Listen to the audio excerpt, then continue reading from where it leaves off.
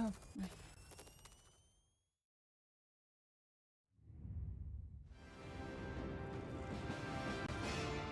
My eyes. The light, it burns.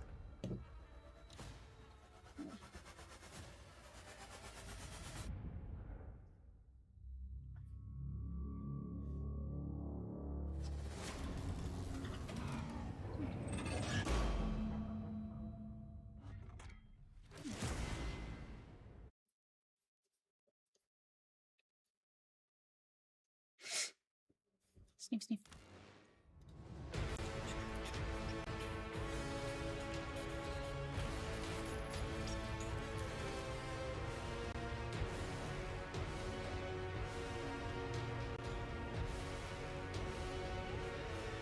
Oh, hi, Orbital. It's been a while.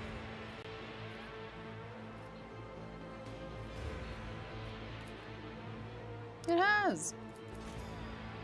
New job kicking my butt. Oh, I feel you. Every now and then I think about getting a new job. Because I know of a few companies who could pay me more for the same job, but I know that period of transition when you get a new job, it really kicks your butt for a few weeks to months. And I don't want to do that. I don't want to go through all that. Fuck that. The laziness is real. Hi. Rogue trader. I think this has gone back to normal. Now that I've gained a foothold in real... Back to being broken. Just be a content creator. It's so easy. I know. Lord Cap.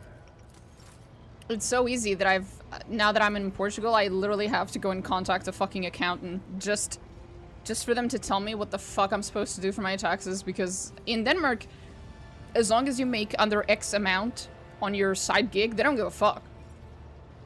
But in Portugal, you gotta declare everything. You gotta tell the government how much you're making and what it is, and just, it's a huge mess. I'm talking to an accountant.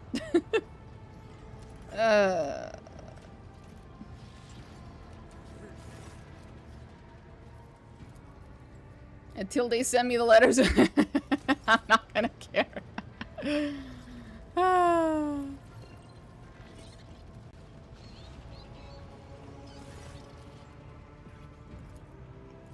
It may land me in jail.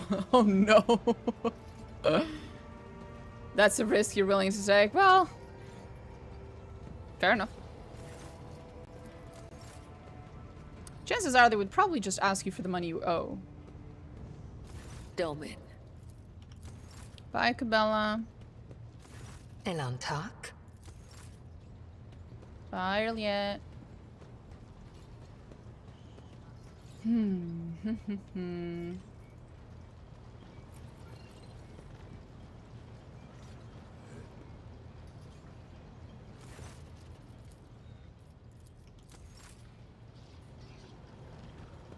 To what do I owe this visit? I'm like bottom 0.01%, so I really don't think they care about my stuff. That's not quite how that works, but good luck.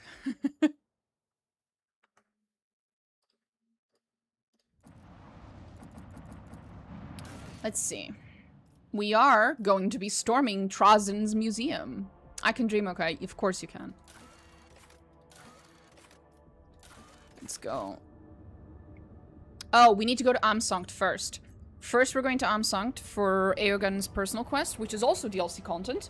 And then we're gonna go to Trazen's museum, because I don't think that's necessarily the same location.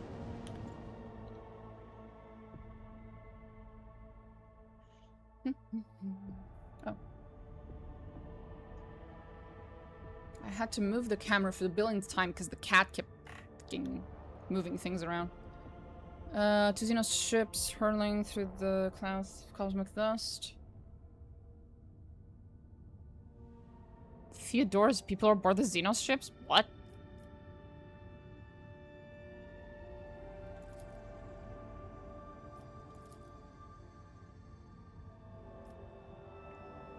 To battle, I guess?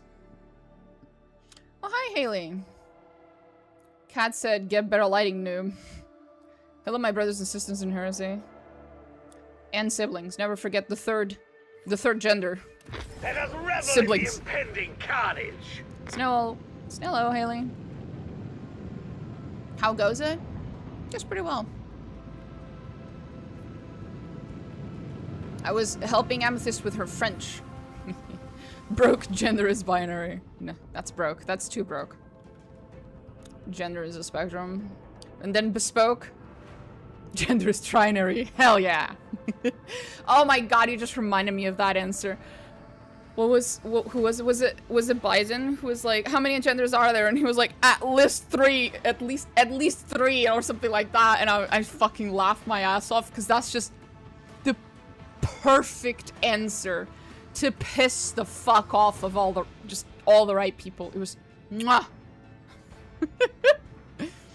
Man might be, you know, mentally not 100% there anymore, but that was a brilliant fucking answer. Based answer for real. It was beautiful. Macro cannons. Open fire.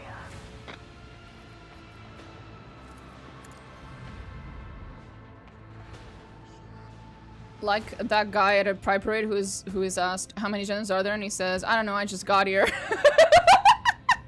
That's brilliant. Oh, that's amazing. I like that guy. That guy's pretty cool.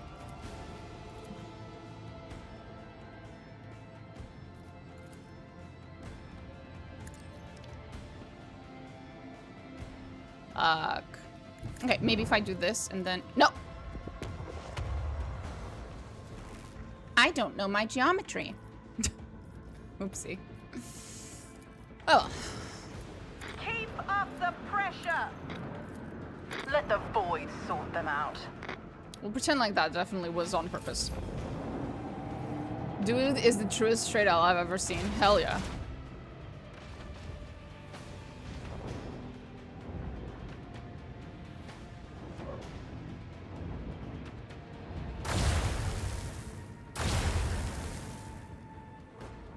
Okay, buddy.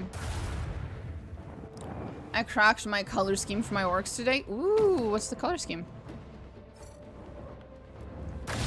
Ooh. That reminds me. I will wait for your answer though, but then that reminds me of something. I could have just taken some inspiration from you and said, hello, by boys, gender neutral in heresy. Yeah. I love the parentheses gender neutral or parentheses affectionate or parentheses derogatory shit. I love that. I fucking love that so much. It's so funny to me for some reason. Because it's absolutely true. I do use words that are not gender neutral in gender neutral fashion all the fucking time. It's very useful. All hands, prepare for acceleration. Let them taste our fury. Right, what I was gonna say. Yesterday, or 2 days ago, at some point in the near past, I thought of a color scheme, not really a color scheme, kind of a color scheme. I wanted to think of a way to paint Drukhari like Kabbalites, but I don't want to do just the boring standard colors and scheme and whatever, just because, you know, that's standard and boring. But I also am not a huge fan of completely changing the vibes when you have like these like really, really dark fucking emo, goth, whatever the fuck you want to call it, vibes, and then make them super pink or super bright or whatever. Not really my thing. So I was like, how can I still keep them mostly dark colors, but make it a little more interesting? And then I thought, I'm gonna make it so that their armor looks like obsidian. So, volcanic glass. Because obsidian comes in many colors. But, well, first of all, apparently, according to Amethyst, I'm gonna have to learn how to do non-metallic metal, because that's the only way that you can get the semi-transparent, semi-reflective vibe of an obsidian. Texture-wise. But also, obsidians tend to have inclusions in them, and then that's what gives them color. So basically, I'm going to try to make an entire cabal of Drukaris where all of their armor is made of obsidian, but just the inclusions are just slightly different in each one. You want something distinct from the official schemes, but not fundamentally a rejection of the general vibe. Exactly, yeah. Fairly bright green skin, reddish brown outfits, leathery brown leather and original, black and gray, metal, yellow eyes, ooh, with black pupils, all done with washes of her pink and white zenithal. Ooh, so all the shadows are a bit pink. That's cool. I hope you'll accomplish it. It's going to be very difficult. But unfortunately, the all of my painting, how do you say, dreams are postponed until I find a place of my own to stay in. I like your funny words, Magic Man. Gender neutral. That was a very good usage of gender neutral. Thank you. I approve. Keep up the Oh, pressure. I'm turned that way. Let the boys sort them out. I literally got turned around there. There we go.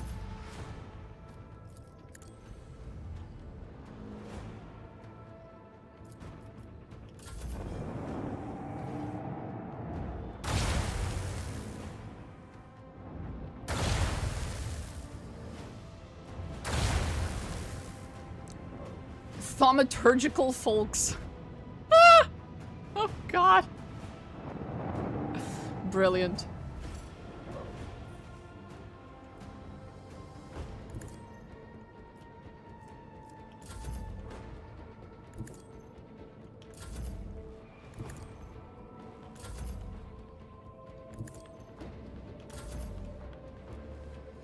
Coordinates set.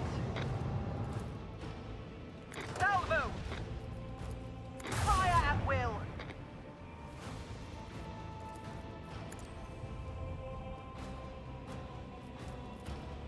Keep up the pressure. Bewitching buddies. This is excessive. I love it. Same. Let That's the brilliant. boys sort them out. Let the void sort them out. Fuck them up. Fuck 'em up.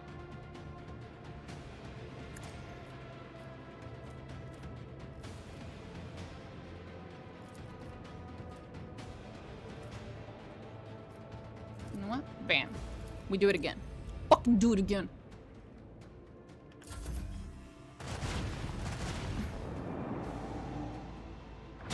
I hope we can find a place where you can paint your heart's content. I hope so too.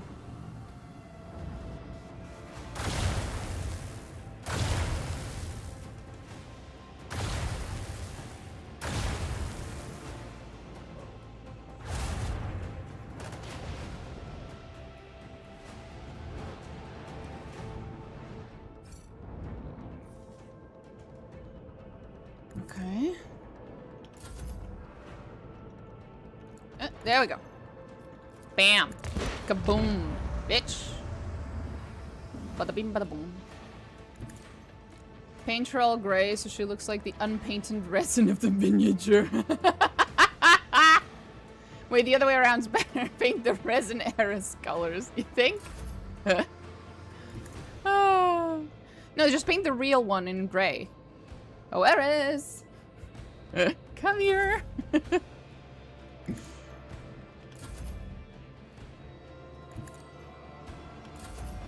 Fuck. Just give her a bath and some gray dye. Yeah. She would not find that funny whatsoever.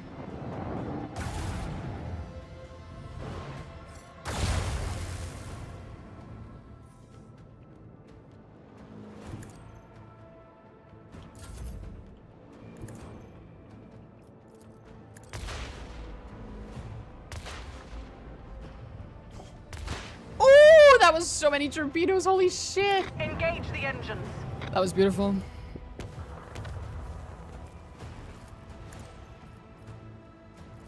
Launch batteries.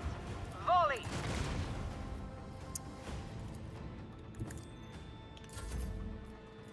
Keep up the pressure.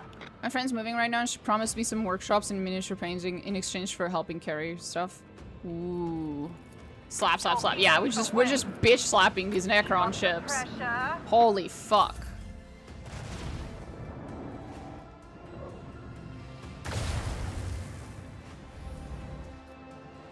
Now the real question is, in a Necron ship like these ones, is the ship a Necron, or does the ship have Necrons in it?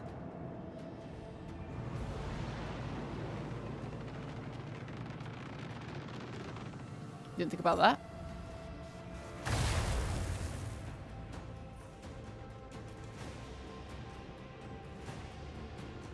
I really like the recent Rogue Hobbies video where he goes and visits an archaeological organization that found an ancient Roman miniature, then painstakingly replicates it and paints the replicas to look as much like the original did at various stages. Aw, that's so cool!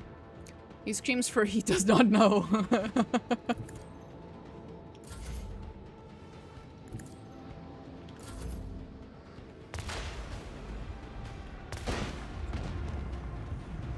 Bitch slap. All hands, prepare for acceleration. Oh no, I'm gonna lose my frigate. He's so low. Yeah. The ships have Necrons controlling it. It's not a Tyranid spacecraft. I wasn't aware that Tyranid spacecrafts were Tyranids themselves. Today I learned. The miniature is a little Cupid. Aww. That's adorable. That's some adorable ass shit.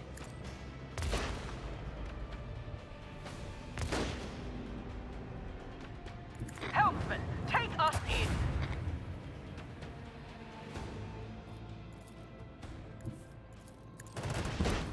Ow. Everything Tyranid's a living organism, they're creatures all the way down. Okay. Except for Brian, the Tyranid with a sword. He has a sword. Fair. And I assume the sword is not, in fact, a Tyranid. Get rotated, bitch.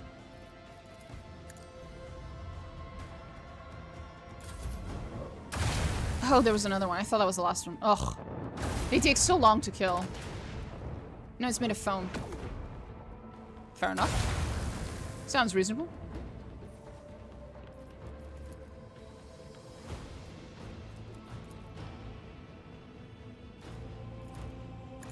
Engage the engines.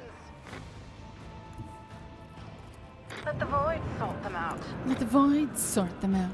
Keep up the pressure. I'm gonna go rotate someone else. Yo, get rotated.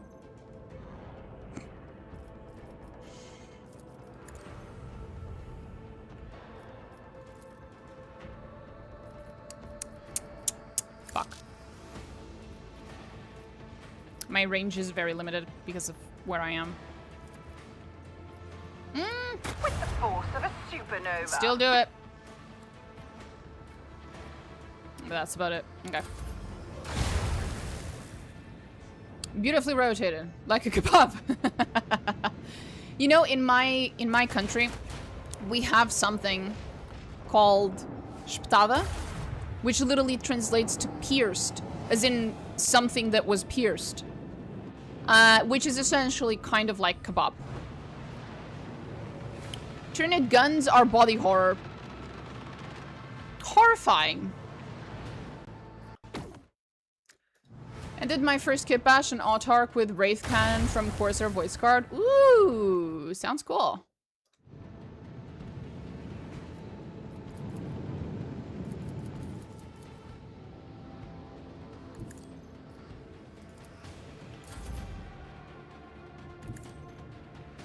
I was building like an Inari army on like there's like a website where you can build a 2,000 point army or whatever, right? And I was building it and I was horrified to find out that I can't just have Nocturne of Oblivion. Engage the engines. You know? I can't just have a solitaire. They're not allowed. Launch batteries. I was very sad. Volley. Let them taste our Come fury. on, will you get rotated? They're all like, they shoot maggots with teeth, and the maggots dig into the flesh of the target and burrow to their heart and eat their heart, or they spray super concentrated acid all over a tank and it melts the molten metal and acid drowning the crew. Jesus Christ. Like a bug that eats flesh and when it dies it explodes with acid. Fucking A. Torpedoes away. Why do people like Tyranids again? I say, as a Drukari fan, I should probably shut the fuck up.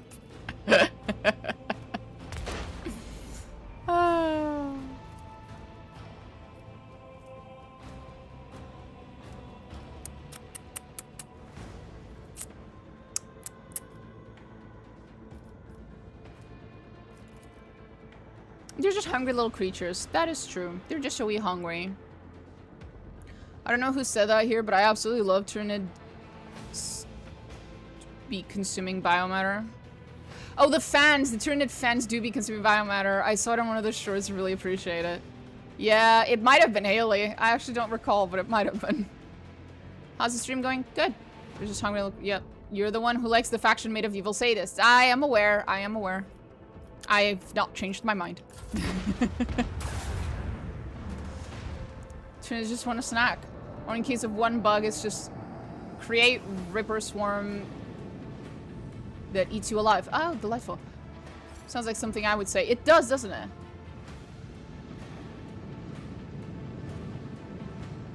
Oh, I'm a huge fan. Oh, that was a hilarious reaction to have. Ma'am, I'm a huge fan.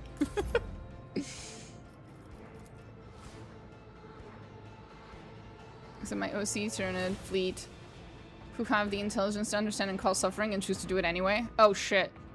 The virgin normal Tyranid just hungry. My Tyranid's evil and hungry. Whoa. Our technological superiority was obvious. Man, I wonder if the Necrons are evil. Death Sphere.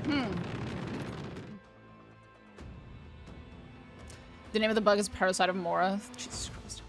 I knew one day people would appreciate my brilliance and I would have fans. There you go, Haley. You have fans amongst my chat. The Xenos have defeated your men board the enemy ship, cutting their way through the whatever the fuck. They find the decayed remains of a Von Valencia's boarding party. One of the corpses is clutching a Voxcaster, sending the voices of the dead out into the void. All of them fell many decades ago. Horrifying. Hope is poison, kill it, and death becomes easy and desirable. Jesus. Study the contents of the data slate. Infiltrate and hold off the enemy until the Dynasty flagship withdraws to a safe distance. She just... Jesus. Theodora, what the fuck, you bitch.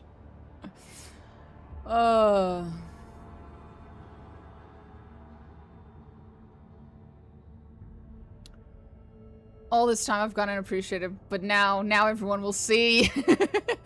I think some Tyranids are intelligent enough to understand suffering. Yeah. But of course, Eldar are better. Obviously. Eldar are always better. Bring the remains, even at being evil. Bring the remains up to the flagship and give them a proper burial in the crypt. Obviously, they literally martyred themselves. Jesus. Ariel killed Swarmlord so hard it hurt the hive mind itself. I knew I liked that guy. I knew I liked that guy. That's the Corsair Prince, right? 1 second. I'm not misremembering. I am not. It's the Corsair Prince.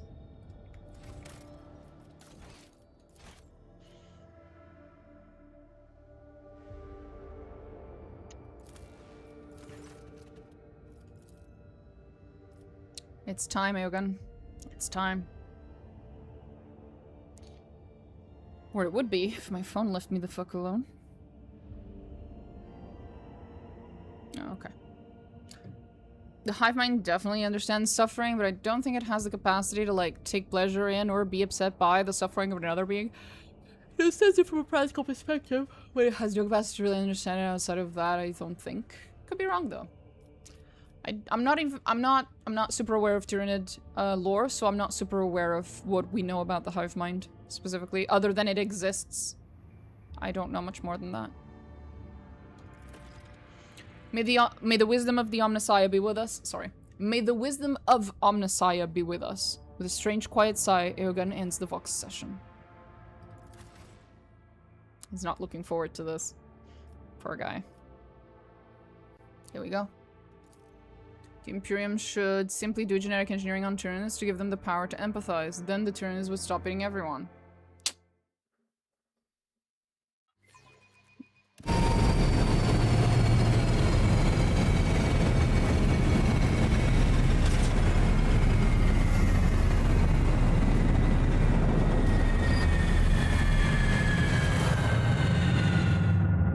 Wow, that was so realistic. It really sounded like a fucking airplane had just landed next to me. And also tell them it's specifically okay to eat Dracarys, so they eat the Dracarys. Provide them with morals. And then sick them on our enemies. Welcome to my former abode, Rogue Trader. Though time has proven far less merciful to it than I anticipated. I only hope that we have arrived in time, and the irreparable has not yet come to pass.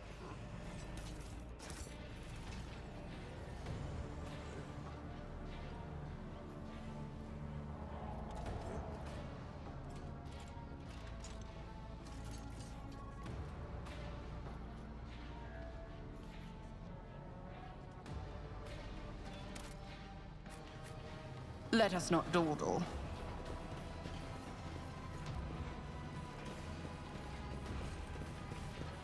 I sense something nearby.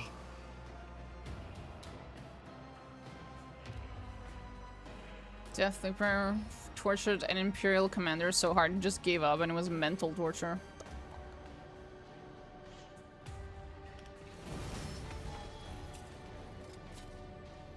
Triumph is Keep my a sharp eye. birthright.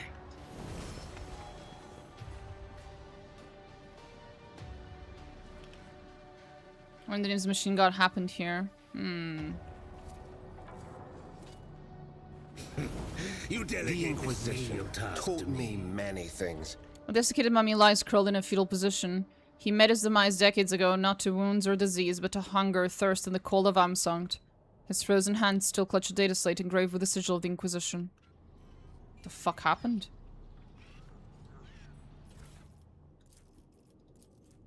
Record, I ain't reading any of that. Date sent, NA. Incident report, whatever the fuck. Secrecy level, extreme.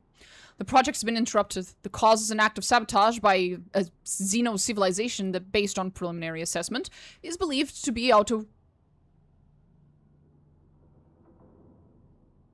autochthonous?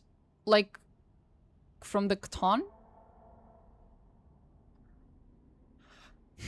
The attack occurred 2 days after the disappearance of Genitor Extremis Eogunn Febros, and I believe that the two events are directly related.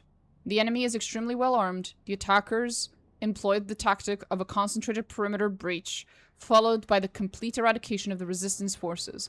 Under the leadership of Gamma Scutarius Amphitryon 37, the defense of the laboratory's interior chambers was organized. Whatever. Nephilimech is what the Mechanicus call them. One such Xenos is being held in a galvanic container inside the lab, as instructed by the Ordo Xenos. My basic hypothesis is that the prolonged absence of Manipulus Febris has caused the captive's condition to be disturbed, and it has established a bond with its kin through the unholy sorcery of Xenotech. The size of the invading force cannot be established. The Xenos are incredibly resilient and heal combat wounds by unnatural means. The only way to prevent the further expansion of the enemies of humanity into the system is to detonate a melta charge on the ice flow, which will result in the complete preservation of the complex, along with everything inside. May the God Emperor help us. The explosive ordnance operation was successfully carried out. With regret, I must record that all members of the Adeptus Mechanicus fell in unequal combat while covering the strike team during the operation. Thus, the casualties amount to 90% of the original number of all personnel in the complex. May their souls forever repose in the light of the Omnissiah. A Chartist vessel is due to arrive in 2 weeks to evacuate all surviving servants of the Golden Throne. My authority is sufficient to ensure that all procedures are properly followed. The flight is delayed. Supplies of power cells and rations are running low. The survivors claim to see green lights and wandering shadows in the ice at night, which indicates mental confusion due to extreme exhaustion. Faith alone is stopping me from acknowledging that these people and I are doomed. Data corrupted. Abandoned in the ice. Data corrupted. No one will come. God Emperor, receive our souls.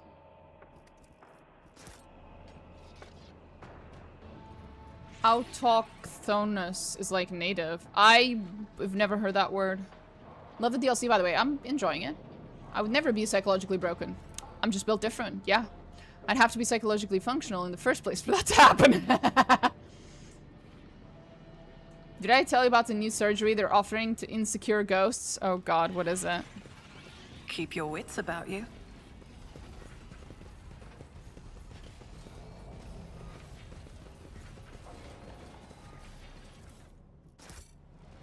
Fake. Ah! That's so bad.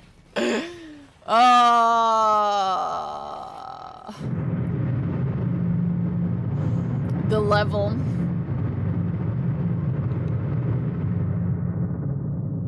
The level of fucking dad joke pun. It's horrible. I love it. 10 out of 10. Please never say that again.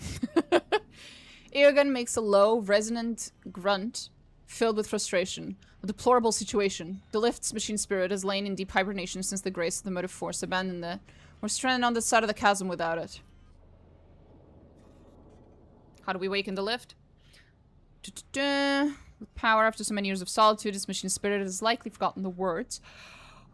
I can remind it. Okay. We must reach it first.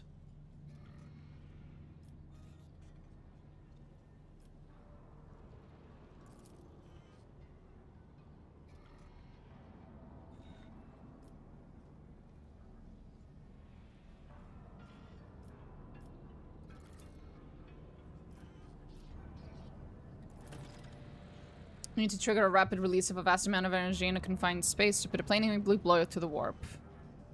I recommend melted charges. If memory serves, there should be a crate outside. It may still hold a few. Options open.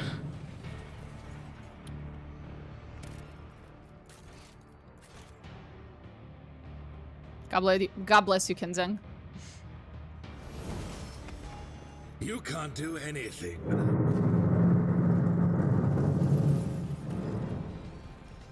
Am I gonna have to hear that every time? You belittle me with this. Shaped charges of okay, yeah, I blew it up. Yeah, I got it. Oh, I can't see shit! If you'd be so kind, activate the lumen. Thank you. An ominous eye is emblazoned on the crate's lid. Its thick sides and hermetic seals speak for themselves. Whatever was sealed within was never meant to be released. Always keep your eye on the prize. Boy, oh boy.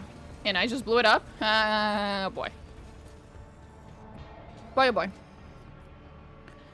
It's frost covered. Plasma weaponry. Bisected at the waist, the cut is uneven, unnervingly clean, as though the blade passed through without the slightest resistance. No hate to anyone who wants them, by the way.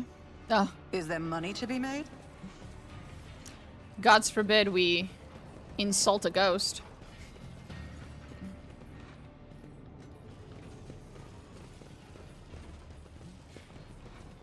Hi, Alex. Oh, I would never insult a ghost. That's fair. What a peculiar thing. The dried skin stretched out across the cheekbones amplifies the grotesque look of terror frozen on the corpse's face. A perfectly round hole gapes in its chest. No weapon you know of leaves wounds like this. Okay. Let us not dawdle.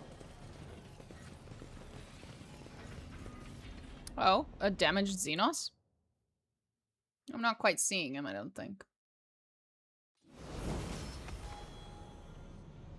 Now, for DLC for Inari, oh, if they added the Inari, I would fucking scream. But I doubt it. We already have two Eldari factions, plus 2 more, well, 3 Eldari factions, plus 2 more being mentioned. We're asking for too much.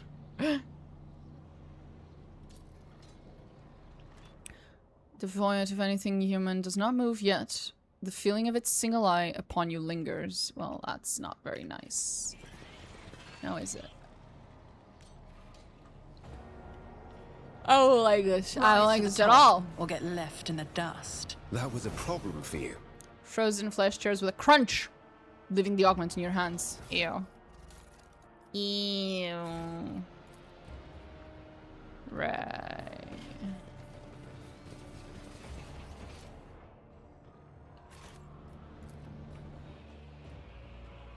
Eldar dinosaur riders? Yep. The Exodites, I have seen. Pretty cool. Oh, hi. Are you okay, buddy? You don't look okay. Even among the pincers, cutters, and coils of the motive force, and other technical equipment, the creature encased in the machine looks alien. All that remains of its body is a grayish-black skeleton topped by a skull-shaped head. As you approach, a spark of evil, inquisitive intelligence awakens in the alien's lone eye, which glows with a dull green light. Once again, the veil of ignorance is full of those who prowl in its darkness, but now thrice as many lowly have come as before. How remarkable that this unnatural creature endures, while those more worthy have fallen victim to it. I hope the cogitator of the integrated elucidator is still functional.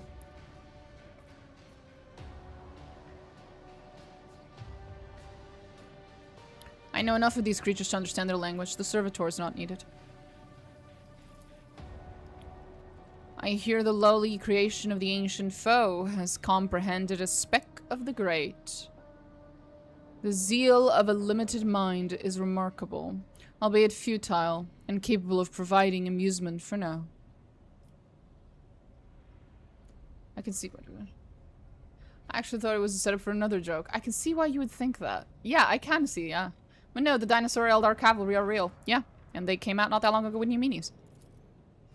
The name has faded into the eons of time, lowly one. I was once one who conquered the firmament, a geomancer of a great dynasty. How did you come to be here?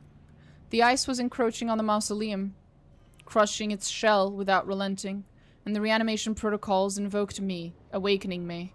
Nature and idea clashed, and nature prevailed, crushing both the mausoleum and the faithful one who had tried to tame it. Centuries have passed since then, and the plunderers found me drowned in their waters. My colleague and I discovered the specimen in a state of natural cryostasis.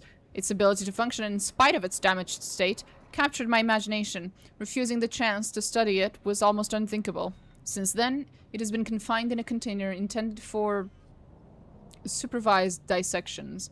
Look, Eogunn, I'm as much of a fan of Necrons as the next person, but do you have to? What did you do to Nuncius, and how can we reverse it? Limitations of your reasoning, lowly one. Only the one beside you is guilty of the extinction of the intellect that complemented him, irreversibly. Perhaps it was my pride that decided the outcome, but you are the source of this evil, foul Xenos. You and your entire kind. And you will share the blame with me, whether you wish it or not. The naivete of lower consciousness is fathomless, and the gullibility boundless.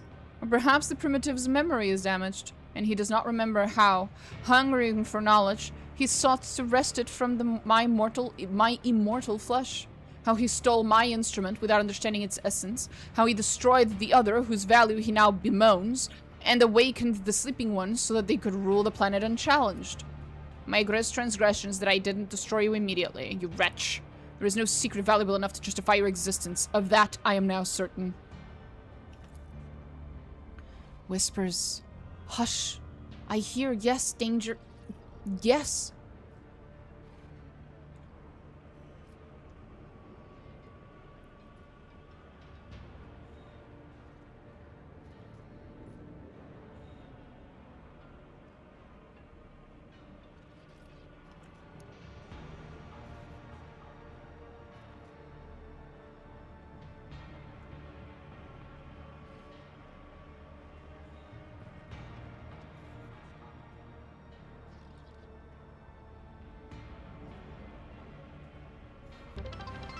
Oh. Artyom, hi. Hi, Mina. Hi, Artyom. We're trying to cause all this.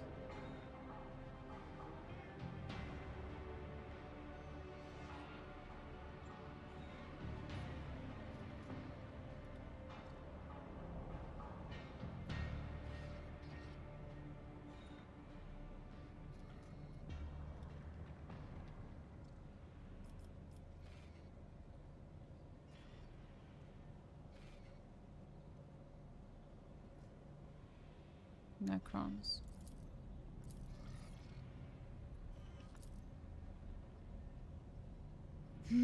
Effective animation protocols, but the defective logic of the plunderers was sufficient to ensure that they deprived me of that possibility.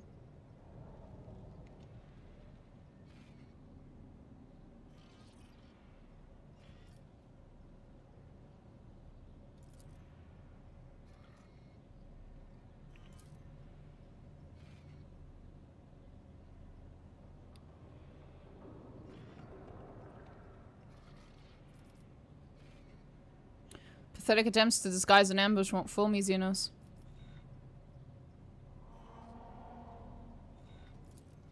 A cognitively gifted primitive, but that will not save you. With your own hands, you awaken the still warriors by activating your crude energy source. Okay. Give me the power from energy dimensions.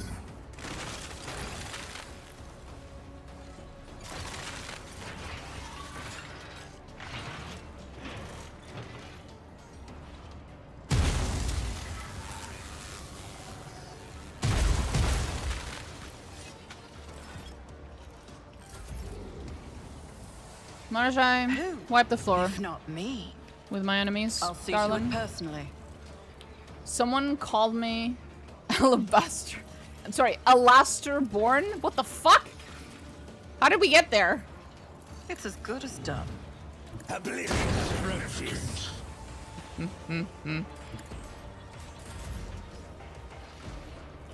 I don't know. Yeah, me neither. What a useless plaything. Broken already? I'll make it happen. That is impressive, though. Who, if not me? I am the reaving tempest incarnate. I yearn for agony. You will not And you'll have it. To revel in your terror! I'm done playing with you. Look at him. He's having so much I will enrichment. savor your delectable anguish.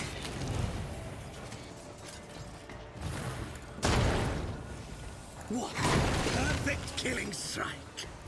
Oh, I don't think so. It would be beneath me to even attempt it. How did that make you feel, Alistair? Marazhai, man, this thing on suffering. Yeah, this is not as fun for him I will hurt as away. usual. They don't suffer. Behold.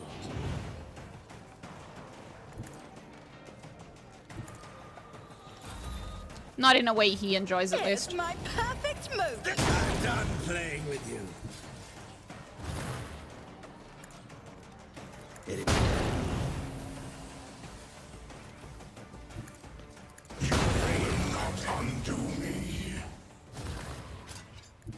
Don't.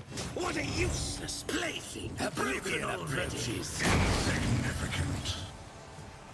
What? Bill, a perfect killing strike. No. What a useless plaything. Broken already? Isn't he delightful? I think he is. A perfect killing strike. Are we done? Oh my god, who? Who is still alive? Oh, I didn't see them. Fuck. Oh no, there's more here. God, they never I end. yearn for agony.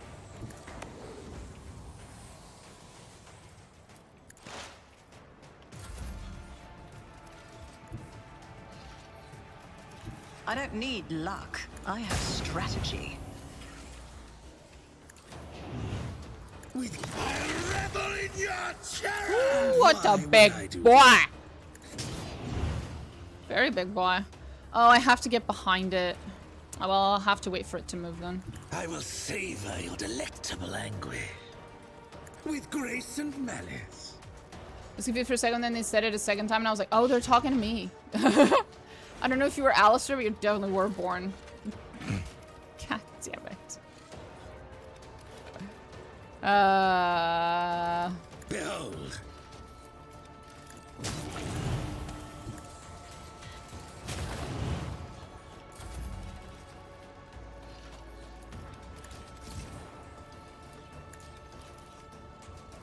I'll see to it personally.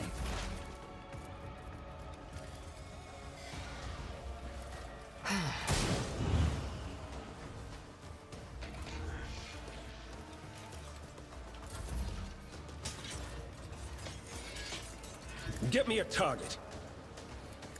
Nothing stands against me. I won't object to it. Holy Tep! We just have to wait for the other dude, because he has to move. Think that bionics will endure. No limits. I can cause generator circuits to overload without even touching them and unleash the Omnisci's wrath upon the Xenos. I'm sure you can, sweetie, but like, you know. Initiating spatial relocation.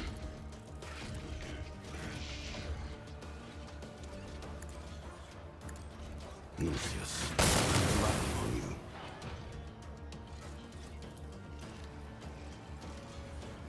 I am a conduit of the machine god's will. Mm-hmm. For sure, sweetie. I understand. No weakness is hidden from my sight. If it's He's still sideways. Assess and act, tech assistant. The machine spirits approve. Astute observation. A valid argument. Executing command. this tedium is beneath me. I'm If just it gonna have serves to. your I'm cause, just gonna have to hit the hard way. if I must. Fortune favors the swift. Reading damage to bulk. My competences are not that universal. Request denied. Aww. The Omniscient knows all, comprehends. You can rotate spaceships but not a metal slug? No. I know. Surprising, isn't it?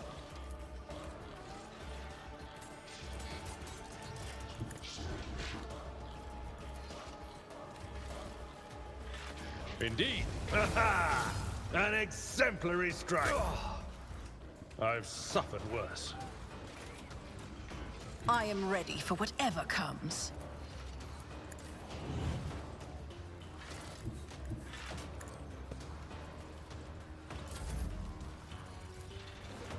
On it. Slow and painful is the way.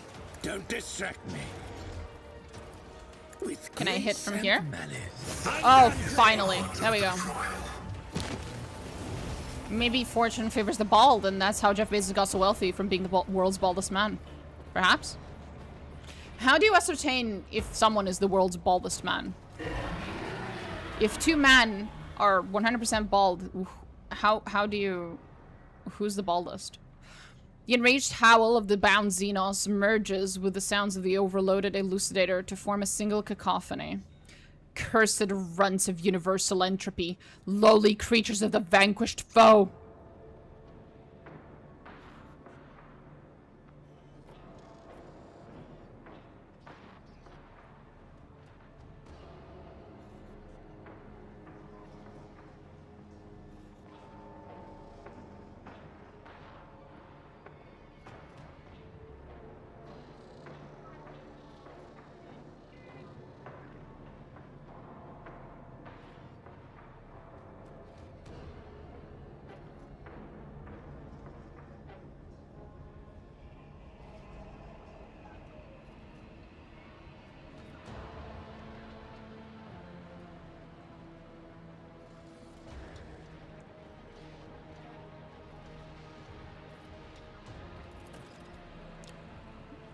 The Xenos lets out a derisive clicking sound that changes to a clang. Pathetic, idle non-entity.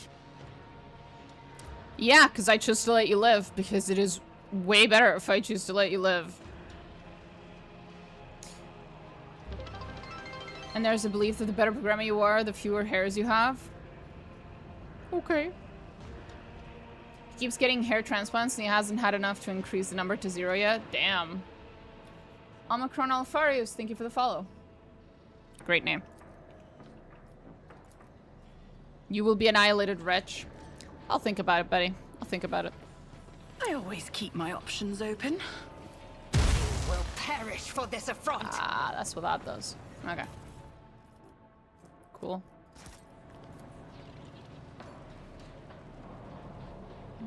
Right. Nothing's new here. 1 million people get hair transplant each year is a misconception. Hair transplant, Jeff gets 100 hair transplants every day. Statistical hours should not have been counted. Good reference, Haley. Oh, Jesus. Oh, I'll be right back. And hi, Bao.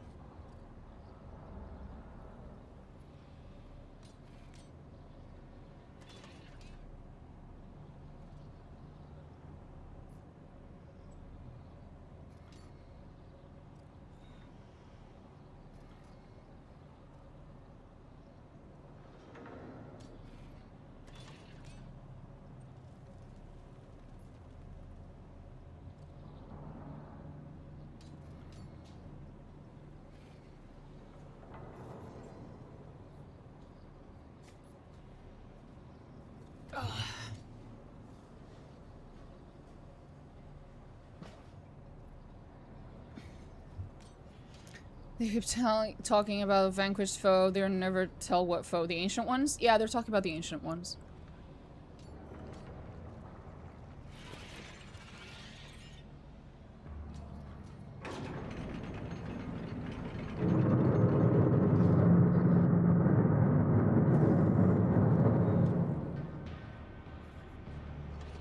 That's how that works. I always have a backup plan.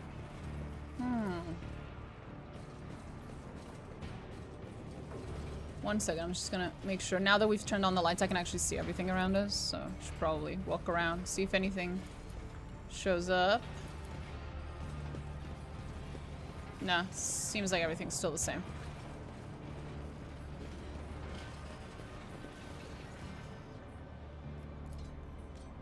He's so pissed. Fuck ass mad. Hi. Keep your wits about you. It's Eogunn's quest? Well, yeah.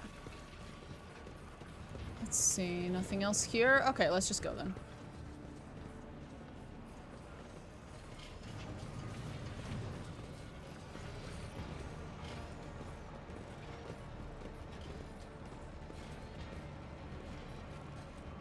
Good evening, Dragon Rick. Something is enveloped within the sarcophagus' stasis field. Something that one would struggle to identify as a human being. The body is locked in a fetal position, the mouth open in mute agony, and only the tears streaming from the eyes, reminiscent of some weeping holy statue, reveal that the person is alive. Merciless waves of transmutation slowly and inexorably remake the body. The augmented fingers are covered with veins, vessels, and bones, and the blood that drips from them turns to mica? All in sepulchral silence. Broken only by the breathing of the stasis Salem apparatus, a funeral dragging on for half a century, attended by no one, until today. Eogunn, you are truly a piece of shit. Clutched in his hands, no, fused with his fingers, is a black cube of unnaturally smooth black material. In the endless cycle of excruciating metamorphosis, it is the only object that is unmoving and unchanging. I stopped playing the game for a day after this quest. I'm too sensitive sometimes. Okay. Eogunn touches the Cecellum delicately with the tips of his fingers, as though fearing that the machine and its contents will crumble to dust. We meet again, dearest colleague. I would give anything to have you look at me now. Your eyes brimming with reproach, resentment, even hatred. But all I see in them is pain and yearning. Is it yearning for life or for oblivion? I do not know. I stopped understanding myself long ago. Madness and guilt are bewildering. They muddle the brain. I have grown accustomed to it. But that I stopped understanding you, I can never forgive myself for.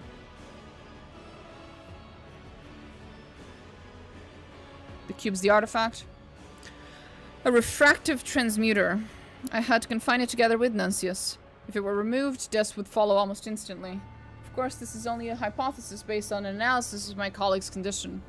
A hypothesis I do not desire to test. Why are mutations continuing even while in stasis? I don't know. This device is older than humanity itself. Who knows what else it's capable of? Stasis can only slow its effects. And you left him like this. That's fucking monstrous. Yes, it is. Monsters are born of hope and fear. I was driven by both. Greetings, Nuncius. He cannot hear you, but I appreciate that you still see him as a human being. I have grown accustomed to playing the role of mentor, and this habit has done me a cruel disservice. If only I had stopped talking and listened, I could have learned a great deal. From you, I have learned acceptance and mercy. Survival does not equal life. I have argued that death has no meaning. It still doesn't. It is unfathomable and merciless. However, the same is true of life. Meaning is something we give it. Whether it be service to the Imperium, the quest for knowledge, or forging bonds stronger than blood. I have made my meaning self-destruction through guilt and false hope. Hi, Ares. Are you here for this? It took me 50 years to understand that Nuncius was doomed as soon as he touched that artifact. All my searching for a panacea was not for his sake, but for mine. I could not let him go. So instead I lulled my conscience into a false quest. Anything to rid my soul of this pain. All the while ignoring the very real suffering of the person I had forsaken. It is time I learned to say goodbye. A sad smile touches Eogunn's lips. That is an incontrovertible fact.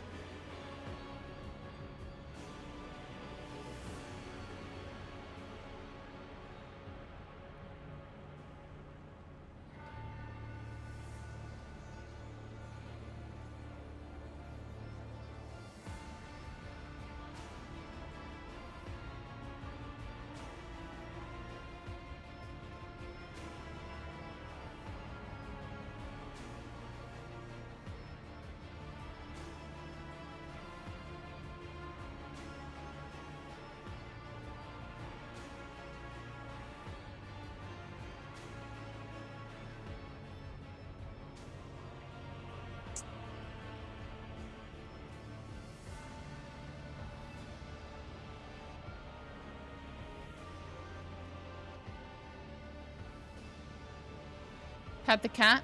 Eris. Come here. Come here. Come here. Come here, big girl. No? You're just gonna look at me like I'm a fucking idiot? Okay.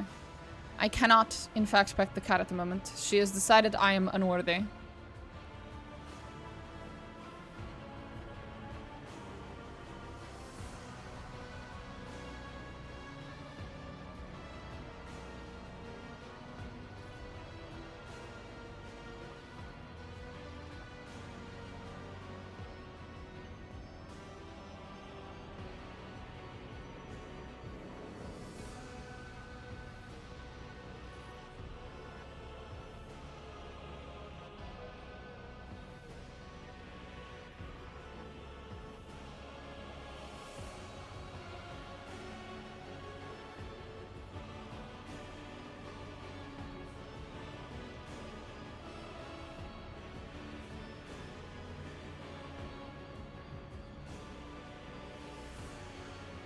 You are judged inadequate as a grantor of pets. At the moment, yes. Then do not delay. Do what you must. Yes. It is long past time. Eogunn takes a deep breath, then enters a chain of commands into the stasis Cecelum's cogitator. The field flickers and goes dark. Then the silence is shattered by Nuncius's inhuman screams. Eogunn's mechadendrite plunges into the black cube and wrenches it from his colleague's hands. Before the mutations can spread through his tentacle, Eogunn cuts off the end of it with a plasma cutter and hurls it and the cube into the container where the artifact was once kept. The remaining mechadendrites inject Nuncius with stimulants. The tech priest stops writhing, but it is clear that he has little time left.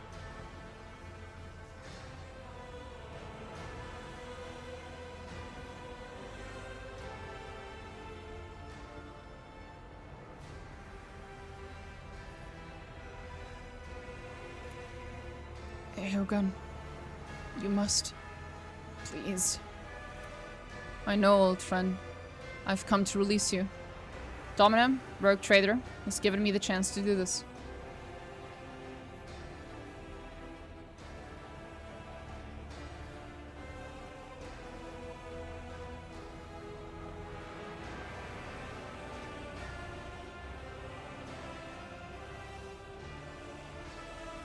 I have heard much about you. Eogunn is forever talking about you. The corner of his lips, where flesh remains, struggles to lift in a grateful smile, struggling to force out each word. Nuncius rasps, I'm glad that he was not alone. Eogunn takes Nuncius's hand gently in his own. He leans closer and whispers something, then pulls away. It's time. You were not always right, and neither was I, but you were never wrong about the things that truly matter. Forgive me, and farewell, dearest colleague. With his last scraps of strength, Nuncius gives Eogunn's hand a barely perceptible squeeze, before letting his arm fall to the cold metal of the Cecelum. God fucking damn it! One last attempt at a smile frozen on his lips.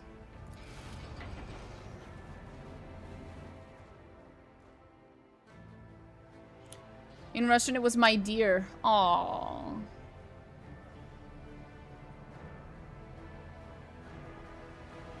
Eogunn closes Nuncius's eyes. He stares at the body in silence for a time, then summons the servo skull and issues a command in Banarok. The servo skull's eye sockets go dark and its manipulators freeze, and the tech priest places it at the foot of the Cecelum. Now I have let him go for good. Thank you for this opportunity, and thank you for being here with me.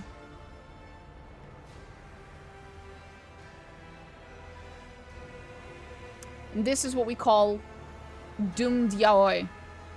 Or Doom Diawi, depending on how you pronounce it. What did you whisper to him? Something only the two of us would understand. Allow me to keep this mystery unsolved. I want to have a memory of him that belongs only to me.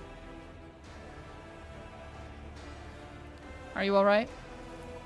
My heart rate is higher than usual. My mind is awash with grief. But I also feel relieved.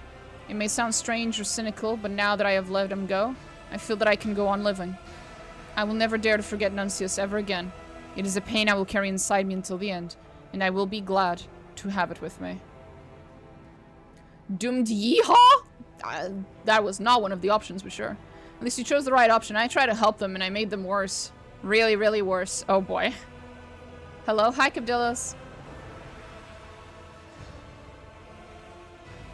Oh, hi, Eris. There we go. We get pet pets.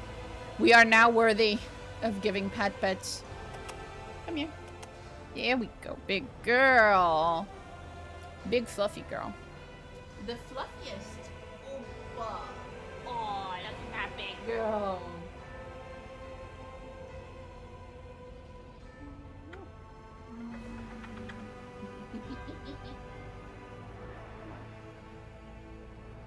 There you go.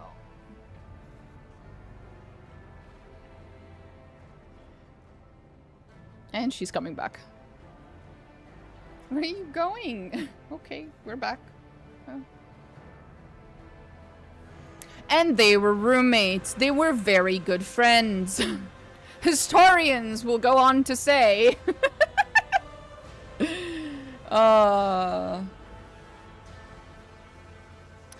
Eris, chat thinks you're done, but you see, they don't see how many times I kick you out and you come right back because you're a Velcro kitty. They don't know, Eris. They don't know that you're fucking Velcro. You're made of Velcro. Yeah. You did the right thing. That is an incontrovertible fact.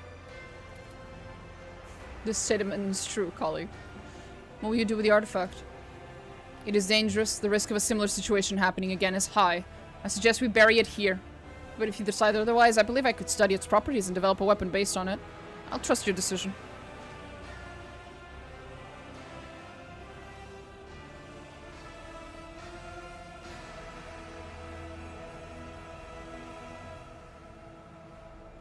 They were dear colleagues. To be fair, I can imagine that some AdMech couples are so autistic they forget to uplevel their relationship to a proper romance. Steak too juicy. Lobster too buttery. Deliver it to the ship and make a weapon.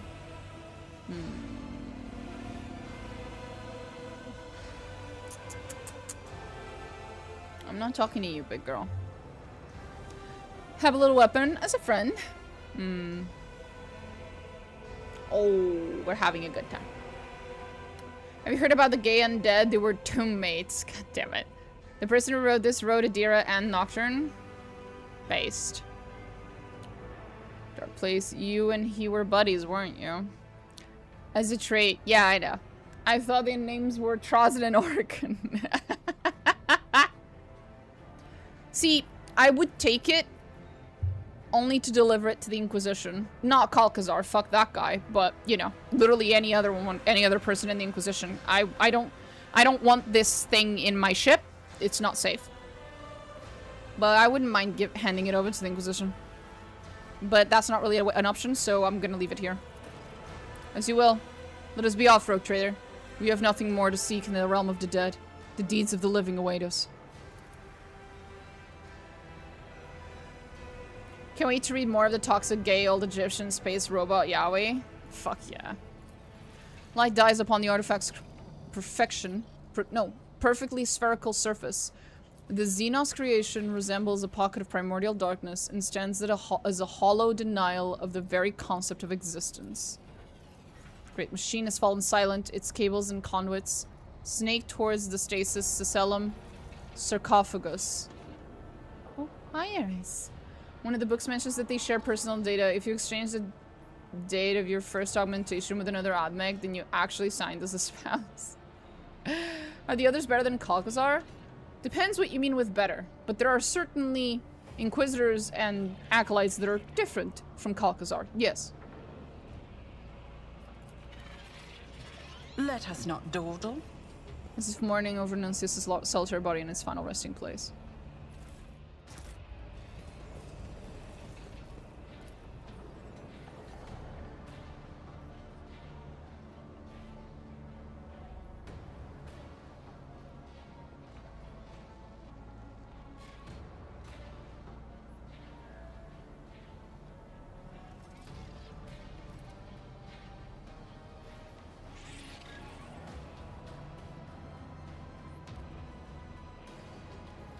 There you go, guys.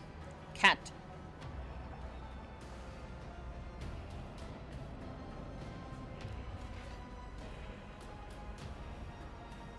There we go. I'm sorry, Eris. I know. I know, I took my hand off of you. I'm so sorry. Cats are the best and Eris is an exceptional one. She knows. And she knows. But yes, she is very pretty. She's a pretty little princess and she knows. Stop petting her for even 1 second. Ridiculous. Not that beauty is an important trait. Trust me. She disagrees. Is there money to be made? Hi. Big girl. Big fluffy girl. Does she know how much we love her? She does. Eris, chat loves you. She knows. She just chooses to ignore you. What could be more important than being beautiful? Inside, I mean. Exactly.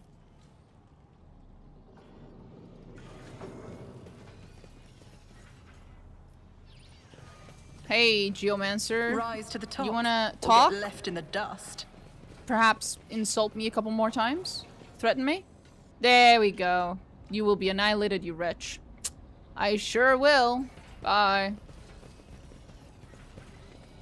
My guinea pig is trying to bite my screen while looking at Kitty. Someone's jealous. Aww. She knows and she allows / tolerates it. Precisely. Oh. Have we gotten our fair share of pets? Have we filled our quota? I always have a backup plan. Oh, we need more. That was a big yawn, Iris. That was a very big yawn. That was the biggest yawn.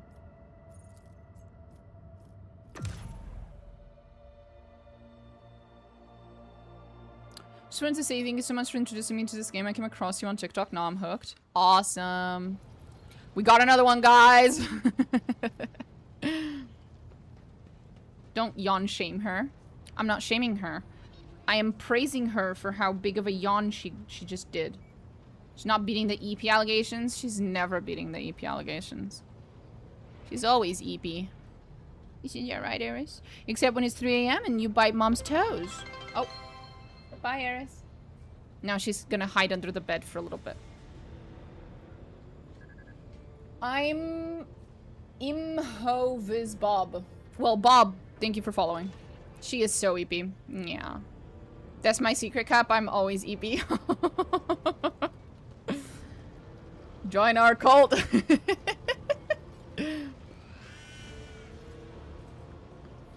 Okay. Eogunn. Right. Eogunn.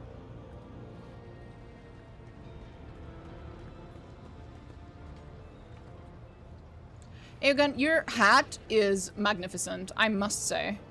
Truly. Your hat is fucking magnificent. No, I insist. In a lifetime, we endure many losses and privations.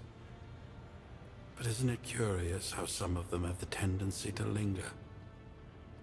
Everyone carries phantoms of the past within themselves, but not everyone is able to keep those phantoms from consuming them whole.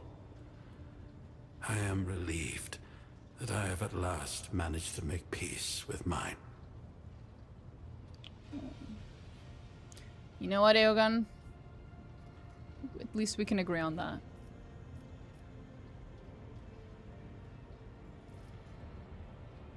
Without Nuncius, Eogunn cuts a rather strange and lonely figure.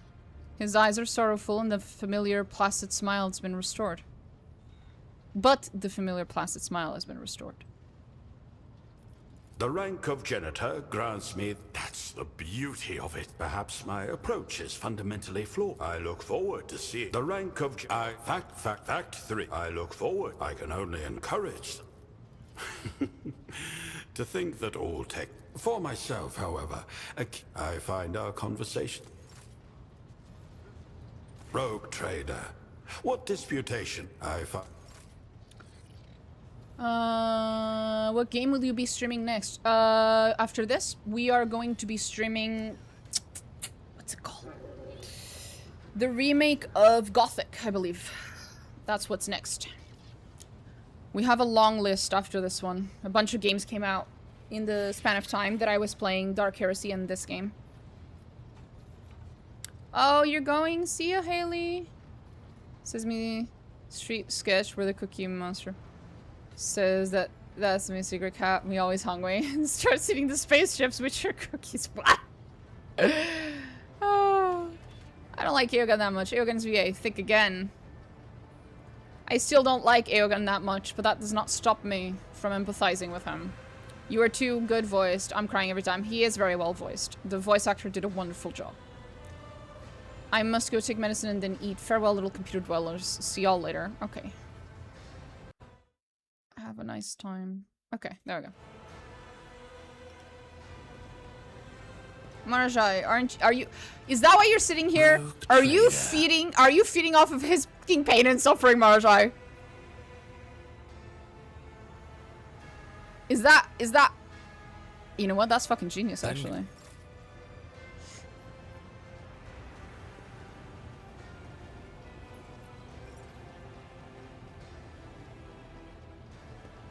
To what do I owe this visit? Bros, General Troll is going to summon all of Central/Eastern Europe again with a Gothic remake. I'm sure I will. But it'll be fun because everyone in chat is gonna be like, oh my god, I played Gothic when I was a kid. I played Gothic this many years ago, blah, blah. And I'm sitting here like, I literally never played Gothic.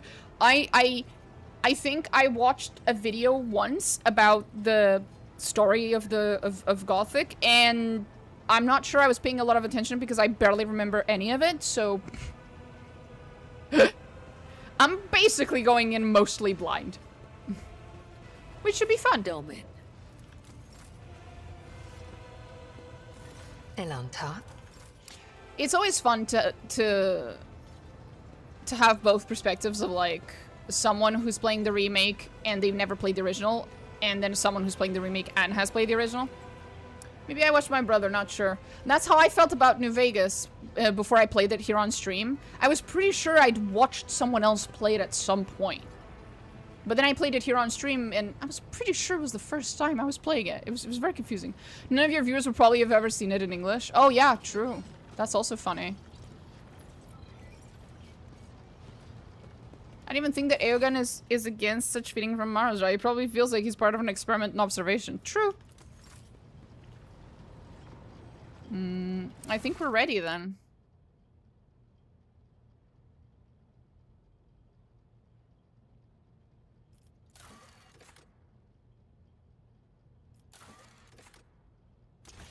Okay.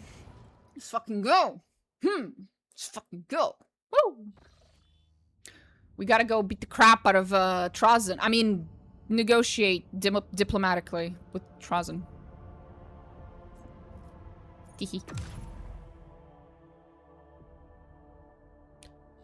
I fucked. Oh lord, too many things. So that's Epitaph. Wee.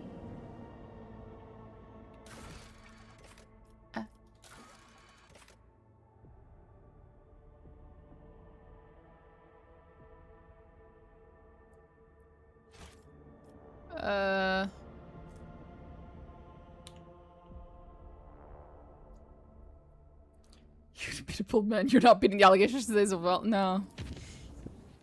Oh my god, what? Wait! I think I know what it is!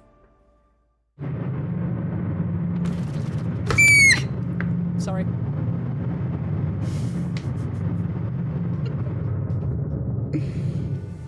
You hear the indignant murmur of voices and muffled curses before you.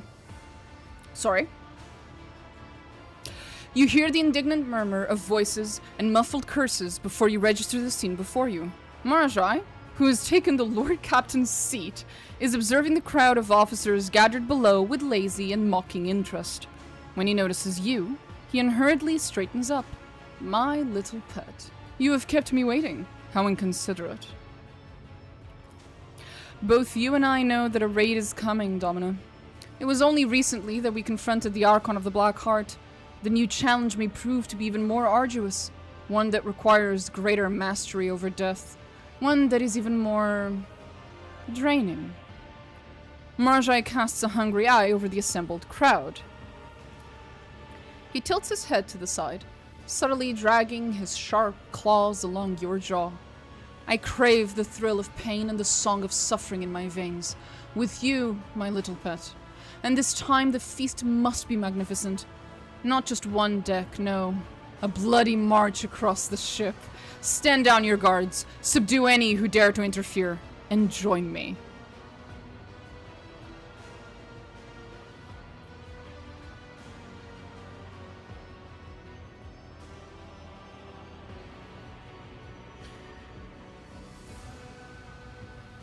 I'm accustomed to you and I talking in private. Do you have something to hide from your servants? Little shit. Marazhai smiles thinly at you, leaving no doubt that his appearance on the crowded bridge is a deliberate move, not a mistake. I would never assume that it was a mistake. It's okay. This will not be our last feast, will it? Marazhai's mouth stretches wide in a satisfied grin. Oh no, by no means. Anytime you feel your soul beginning to hunger for pain. Enough! Raver shouts, cutting across Marazhai, who glares at the Voidborn. Torpedo me in the gut! Enough of this depravity aboard the flagship! Lord Captain, I might lose my head for my insolence, but I won't be silent any longer. Ever since that thing crawled on board, you've not been your own woman. Are we your subjects or your playthings? Yanris, though pale as a sheet, takes a step forward. Lord Captain, have mercy. Yes, the warrant grants you the liberty to do whatever you want on board this vessel, but at least consider the financial losses. Sorry, that's funny. Will someone think of the shareholders? But Yanris, the Drukhari stocks are going to the moon. At present, we are cut off from the expanse, in uncharted space. A mutiny is the last thing we need. But there have long been mutterings among the crew about the Lord Captain's regard for her bloodthirsty Xenos, about how they won't stand for it. The factotum is right, Lord Captain. The only topic of chatter across every deck is who the butchers will visit next, and what they will do to innocent people, and each other. Have mercy.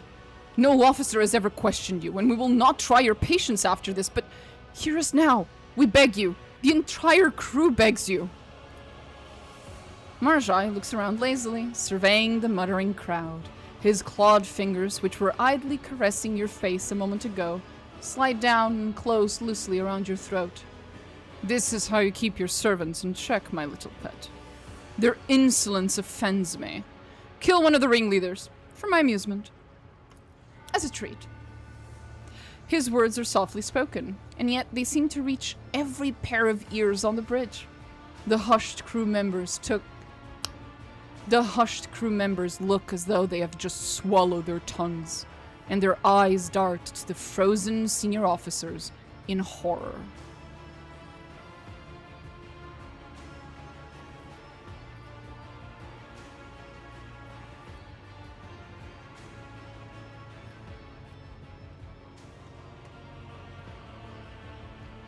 What did you just say?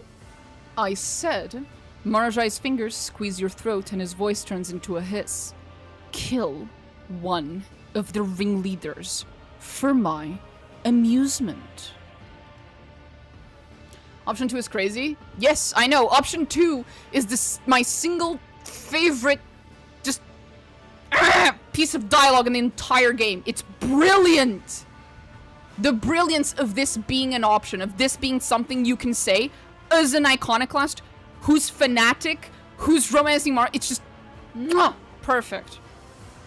It wouldn't work in any other circumstances. It wouldn't work if you weren't a fanatic. It wouldn't work if you were an iconoclast. It just wouldn't work if you weren't a rogue trader. Like, it wouldn't work. It's just perfectly tailored for this exact fucking position that you're in. And also you have to be in the submission tag. Etude, I guess, of his romance. It's just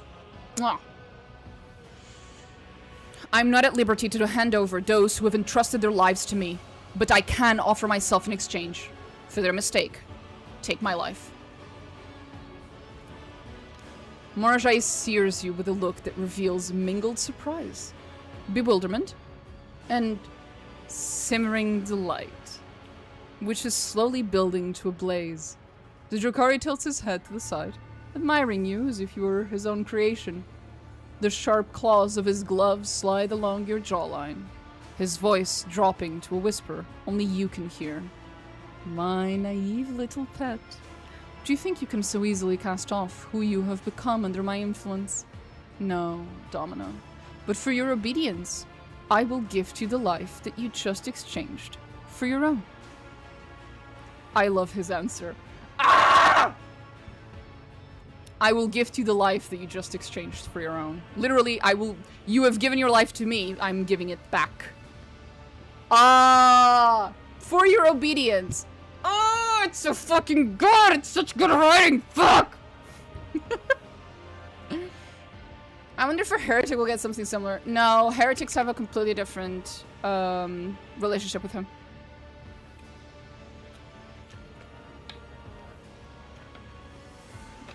That was an amazing answer. It is. It's such good writing. Fuck. Fuck. Other people out there being like, how could we possibly write a fucking romance with a Drukhari and a human that would make sense and still, you know, respect the canon of Drukhari and how they are as people?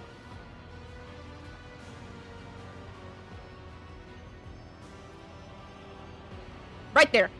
That's how.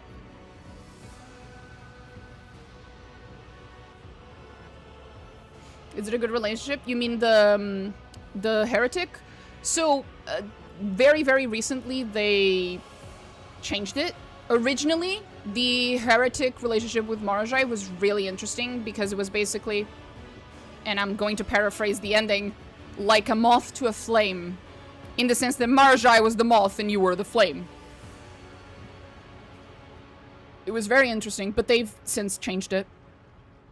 Or is Iconoclast the best morale in terms of relationship with him? Oh, it absolutely is.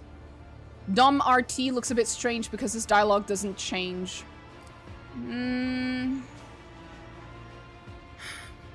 It's because, and I keep kind of sort of having to explain this to people, the whole Dom sub thing you got going on with Marazhai is a game. He's not actually submitting to you and you're not actually dominating over him. The same thing is true when you play as the sub character in the relationship. It is genuinely just a game. That's why every now and then he breaks character. And this is a little more obvious if you're doing the Dom RT route. Because I think in the, you know, the gray text that describes his face and stuff, there are moments where he's, you know, being purposefully submissive towards you, and the gray text literally explicitly says that he's either lying or, you know, pretending. Basically, he's playing pretend. Like, it very explicitly, at least this is what I've heard, because I've never done the Dom route, but I have seen it, a lot of its dialogues, and I have heard people say that, yeah, it's very obvious that he's just playing a game. He's playing it off, yeah. This is all supposed to be just a game, that if you get the True Romance ending, it turns into a bit more than that, but up until a certain point, it was meant to just be a game. You were both playing a role. And he is very well aware of that. The reality of the situation, games aside, is that you have all the power and Marazhai has none. His life is in your hands the entire time. Which is partially why I like choosing the sub route. Because then I'm handing over some of that power back to him, even if it is just pretend. Because I feel a little bad that I'm essentially... He's essentially sitting on a ship at the complete fucking mercy and whim of a rogue trader who's already, by her very personality and by her role, prone to doing things on a whim, you know? He's in a really shitty situation. Really, really shitty. Now, you might have zero empathy for him because he's a Drukhari, in which case there would be no point for us to even be talking. It's like, at that point, I'm not gonna... There's nothing I can say. But if you are going to have at least some level of empathy towards the living creature that is him, then yeah. The situation is really fucking bad. Iliad is in roughly the same situation, except in Iliad's case, she's a little bit more likable, so... And also she has her spirit stone and all that stuff. He's slightly worse off. How's the DLC so far? I haven't yet made my way off Footfall, I assume, in my game. So far it's been pretty good, but I haven't finished the DLC just yet. Anyway, back to my favorite Drukhari boy. Sorry. He casts an intent look over the bridge, as if to make sure everyone heard your words, and laughs contemptuously. Let us leave this carrion behind. A great feast awaits us.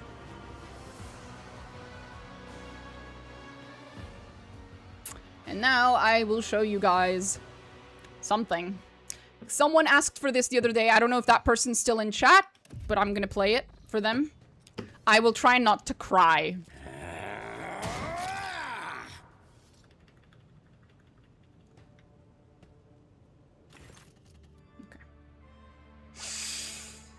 Here we go. Marazhai's grim, unfocused gaze, not the gaze, tracks along the trail of blood that stretches out behind you. The corner of his mouth twitches, but he does not smile. Instead, he lets out a breath, wipes the crimson from his face with a slightly trembling hand, and slowly turns his head towards you. And now the mask falls. Up until this point, everything was a game, to him and to us. But now the mask falls. The gaze, guess it must still be pride. It's pride every day of the goddamn year, bruh. At least on my stream. Magnificent. No feast we have had on this ship has ever been so perfect. I think back to my best raids, and the memory of them pales in comparison to what transpires when we share this ecstasy with each other.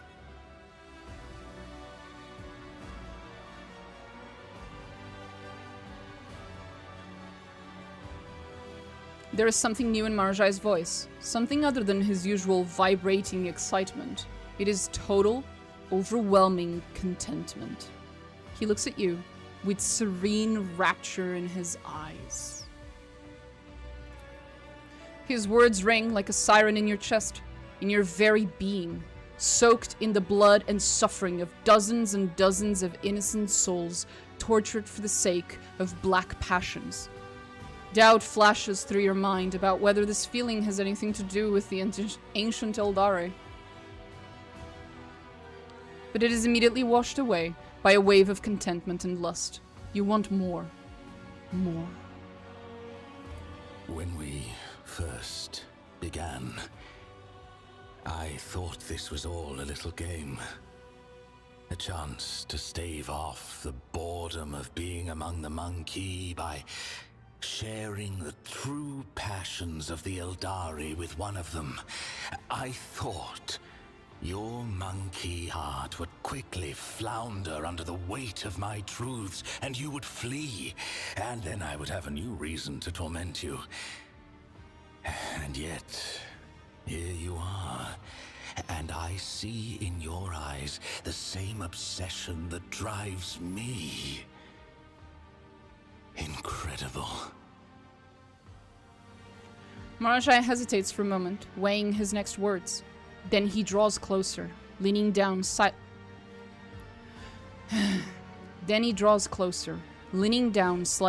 and looks into your eyes.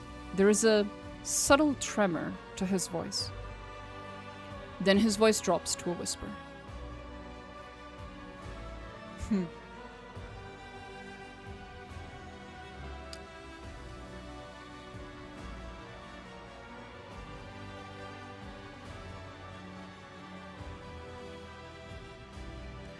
Why did you stop? There are still people alive on deck. No,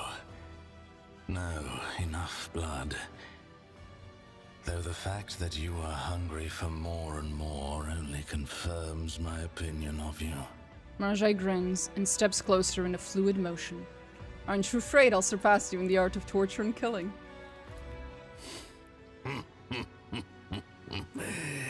Challenging me, are you? I love his laughter. We will see. This is the first time I've heard you speak so... honestly? Do not try to get under my skin, and do not mistake candor for weakness. Drakari. Dismay flickers on Marazhai's face, as if he realizes he has just revealed a weakness to his opponent.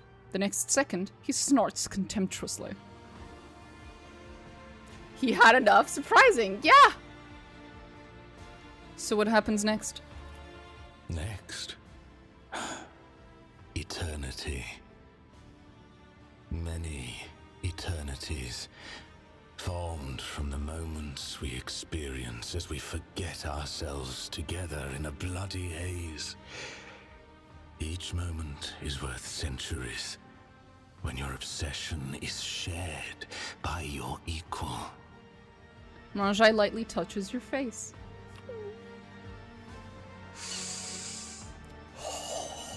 So, the other day, someone asked me, what does it look like if you break up with him? How does he react? And I told them, well, if you break up with him at any other point in the game, he just kind of brushes it off, pretends like he doesn't give a shit. However, if you break up with him right now,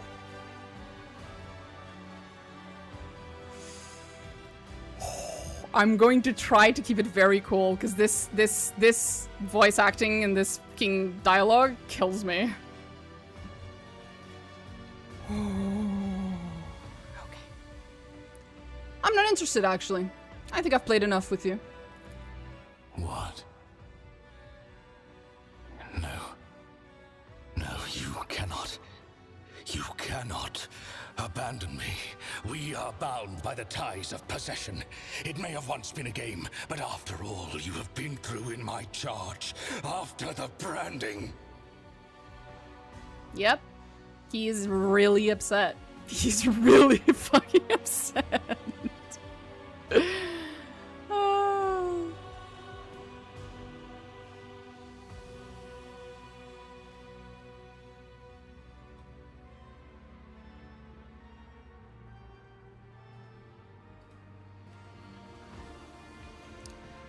And then if you break up, for a moment you think the light has gone out of Marazhai's eyes, but only for a moment.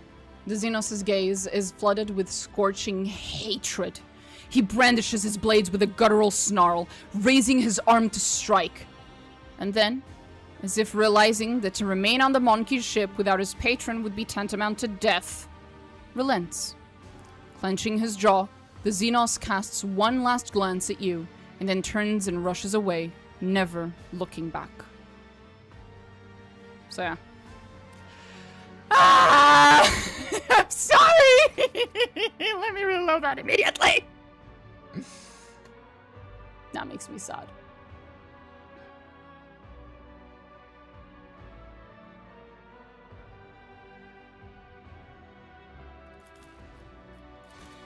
That's amazing, I love it. Yeah.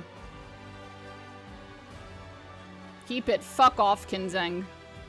I've banned people for less!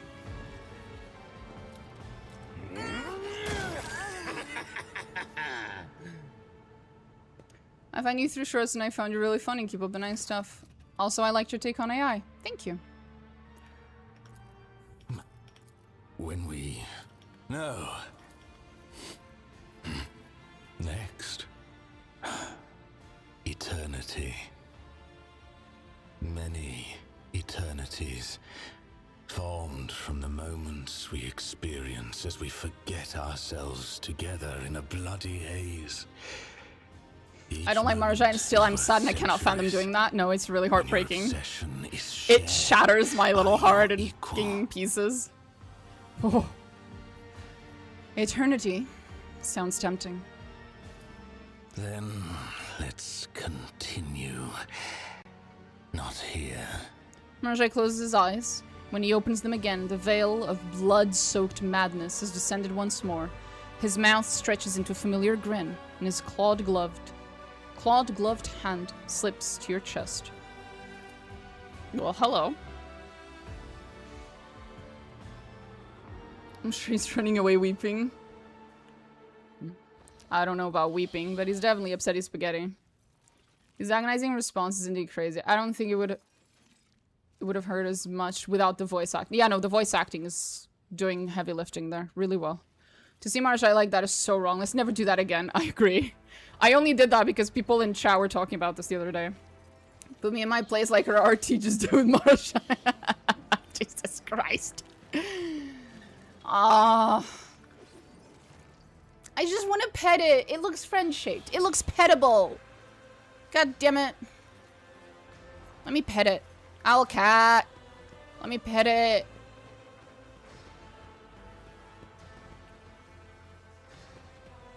Everything's still on the floor. Yeah.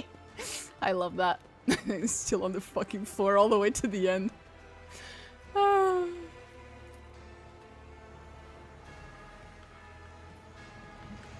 Anyway.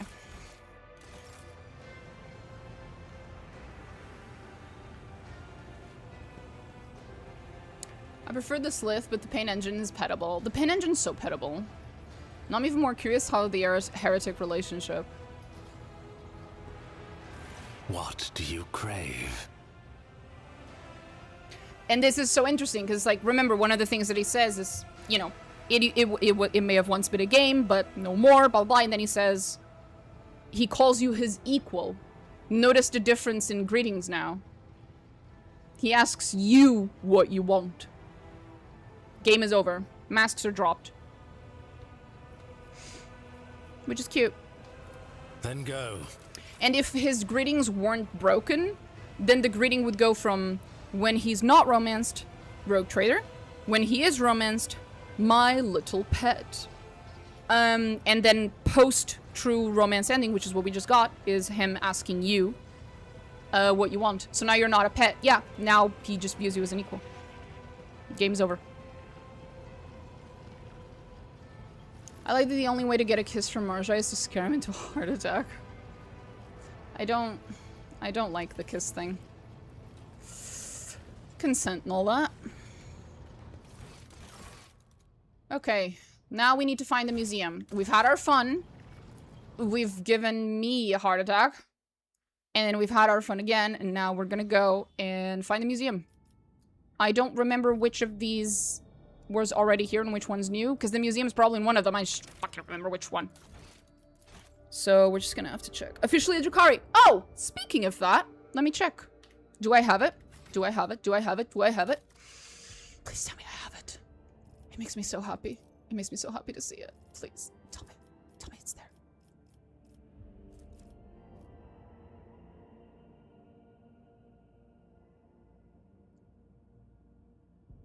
There it is.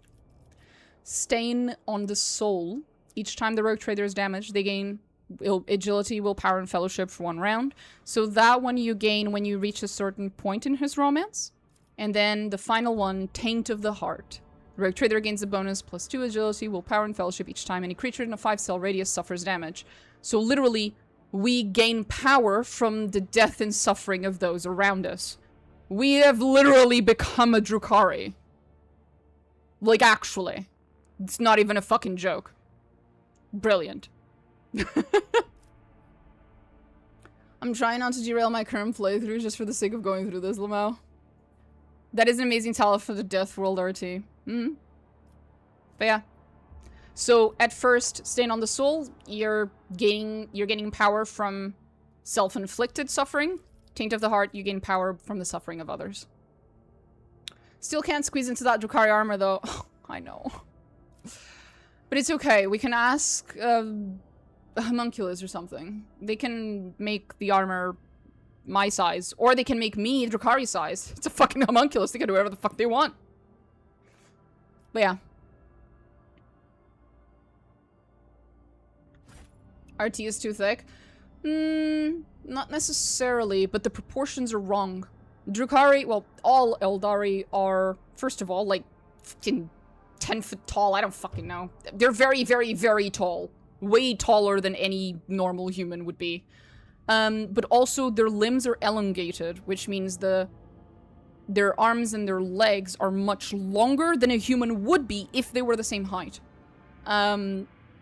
So, yeah. So, it's not so much about your character not being thin enough, it's actually just about the proportions of your limbs to your torso and to your...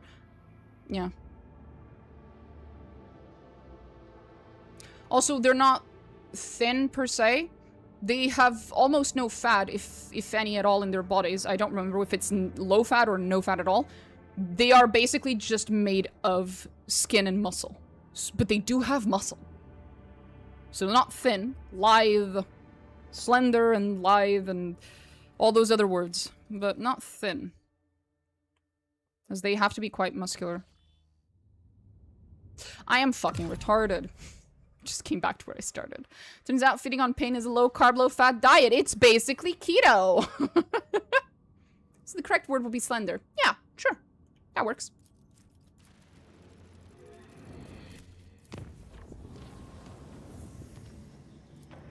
Eldari are disproportionate. They look like Doug Jones turned to 11. Should you beat me to it? Yeah. Judging from many managers I had, that checks out.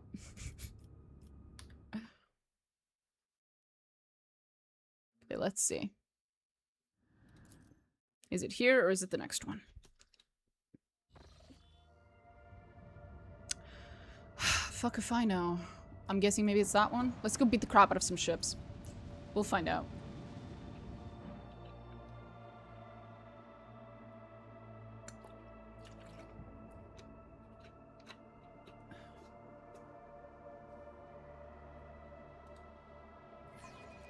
The stars will judge you.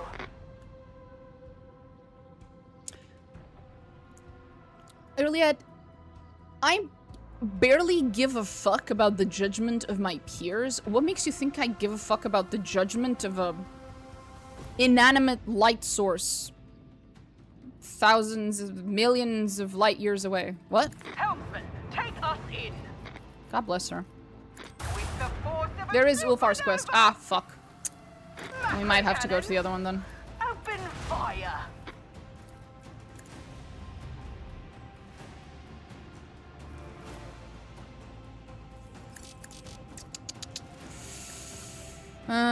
Get rotated.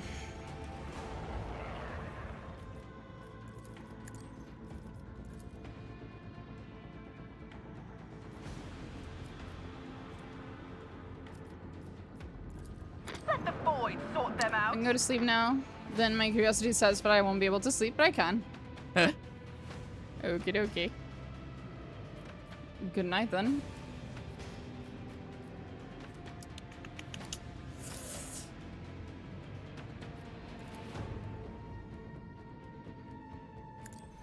Does that work? I'm never quite sure.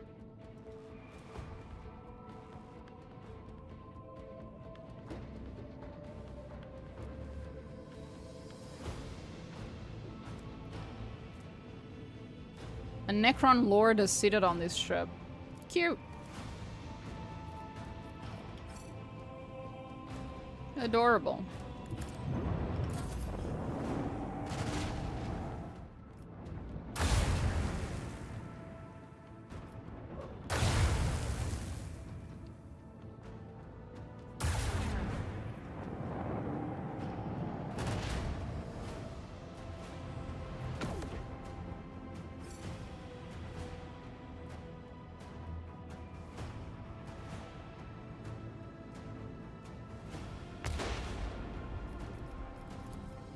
Make every shot count.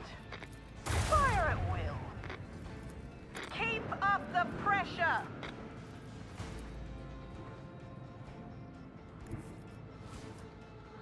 Coordinates set.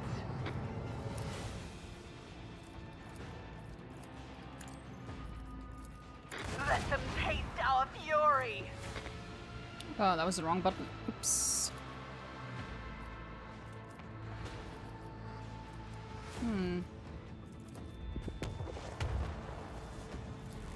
Salvo. Nice. It's something.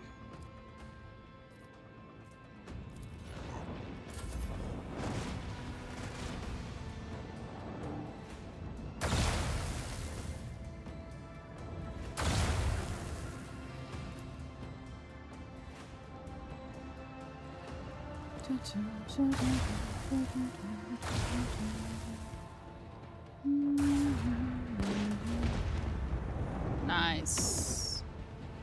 There shouldn't be so many Necron lords in one tomb. It looks like the Segmag dynasty was quite powerful if they could afford so many lords, and I wonder where their pharaoh is then. We don't know. Maybe he'll show up later. I don't know. We still have one more DLC, remember that. I'm very curious for the next DLC. With the force of a supernova. Very curious. Make every shot That's count. gonna hurt. Let's see. Torpedoes away.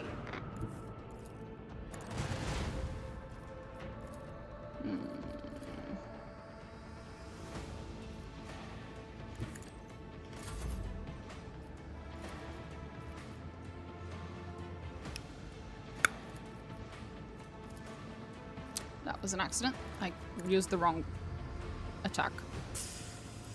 Get rotated. That was a nice rotation. Very nice. Engage the engines! Oh! Good job. Escort ship.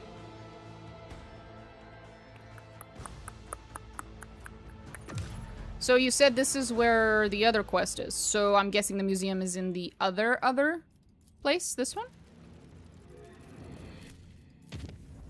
This is where I'm supposed to go? You can be an Necron fanboy. The streamer herself is a massive Eldari fangirl. The chat is, by default, going to have a certain bend and bias towards that type of person. So the Necrons need a representative in my chat too, okay? It's okay. I can sit here and remind you of who won the war in heaven. That never gets old for me. Whoa!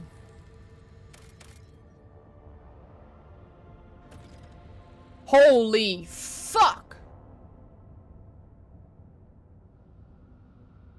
Is it like a really fucked up Rubik's Cube?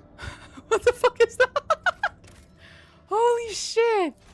I'm not enough of a Necron fangirl to know what this is. That is so cool. You're the reason I started liking Drukhari. Welcome to the fucking Cabal. But Necrons are still my favorites. That's okay. And I can remind you who gave birth to the God of Chaos. Look, we don't talk about that, okay? Looks like the Apple Vita from Assassin's Creed. Necrons are cool, full stop. The Egyptian space robots post 2015-ish when they had the retcons. Retcons, actually, retcon sounds like a subtype of Necron. Like, it really does. If you didn't know what that word meant, it sounds like it's related. The Auspex readings scanning certain areas of the planetary crust are extremely unusual. They indicate that the world is undoubtedly of natural origin, but that many millennia ago, something happened here that turned the upper layers of the tectonic plates into a smooth layer of glass. Only partially melted tracts remain of the mountains, and the less noteworthy elements of the natural topography have been erased without a trace. I would love a subcategory of Necrons. Retcrons? Oh god. Be right back renaming my Chronomancers. Oh, that is really good, Sierra. Holy shit, that's brilliant. I'll be taking my leave since I want to play this part for myself, but have a blast. Thank you. See ya, cat. During the scan, the planet rotates by a few degrees, revealing the outline of something lying on its surface, flickering with deathly fire. Lines and circles, visible even from orbit, come together to make strange-looking symbols. Two colossal chains spanning the planet in the shape of a cross. The symbols are not merely impressed into the planet's crust, but scorched deeply into it. Starlight refracted in the glass facets is what makes the glyphs sparkle. Right where the inscriptions intersect, the auspexes identify some kind of massive structure. Retcon does actually work. I know most people call them Nucrons once they got written to have actual personality other than generic space Egyptian Terminators. Fuck, that's good. It was. These are the true worlds of the tomb. This is how the tombs look, completely completed and untouched by degradation. This is exactly how all Necron colonies should look like on these planets. Huh. Okay.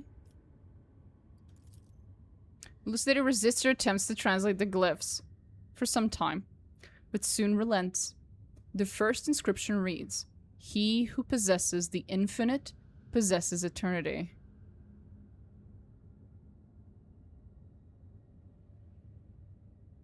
The infinite? What about the divine? Thus shall every enemy of the Overlord fall. It is a clear warning to anyone who might lay claim to the star system, including you. I, for one, welcome our Egyptian robot overlords. I get that. Send a research team to the surface. Rips research team. The group makes contact after quite some time. The report states that the structure is a monolith of one solid block of black metal, erected by some powerful Xenos civilization. It is empty and abandoned. The only notable discovery was a huge, human-sized, shimmering prism on a plinth of black stone, with vague images flickering around it.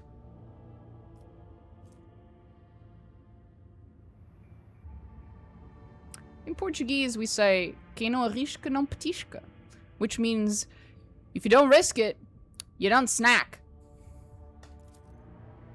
Following your orders, the team tries to activate the prism, after which the Vox connection is jammed and interrupted. Uh-oh. A few hours later, they return aboard, bringing with them a detailed picked recording of what happened. Okay. The recording shows the prism projecting a holographic diorama of stunning clarity in front of it. It depicts the battle of two opposing armies, strange, skeleton-like Xenos, outnumbered, fighting for possession of this planet. Assuming the heraldic meaning of the signs borne by the warriors of each side, you understand this to be a confrontation between two great dynasties, during which the planet was destroyed. The artifact you have found is a kind of monument to the deeds of the past. Huh.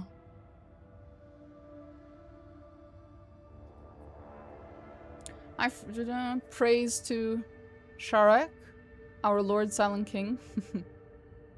Come to think of it, are there any worlds the Necrons have conquered or reconquered and allowed the inhabitants to live there as their new subjects? You'd have to ask literally anyone else in chat other than me. The mysterious planet continues its leisurely journey through the Great Void.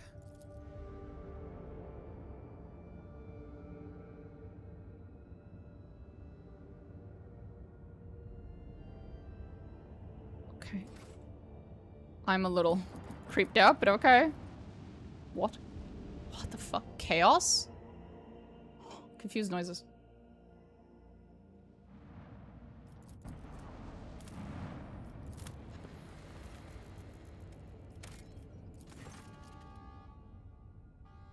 Why is there a siren going on? The Auspex send out alarm signals as soon as your ship enters the planet's orbit. At first, the cause is unclear. Even though the planet's volcanic activity is immensely high, it poses no threat to your ship. However, when the tech priests analyze the data more carefully, they discover an unusual finding. The northern hemisphere of the planet is spanned by a ring of cyclopean obelisks lined up at the same latitude. In the center of this ring, at the planet's pole, stands a black pyramid. Faint traces of organics are present near it. An alarming howl echoes through the bowels of the void ship. A few minutes later, the Voxmaster reports that every single psyker on the ship has fallen into a strange, silent trance, and their life forces are rapidly fading. Oh, it's those thingies, right? It's one of those things. It's one of those things. What's it called? I forgot the name. You guys know what I mean. Pylons! Yes! Yes! Thank you. That's what I was thinking.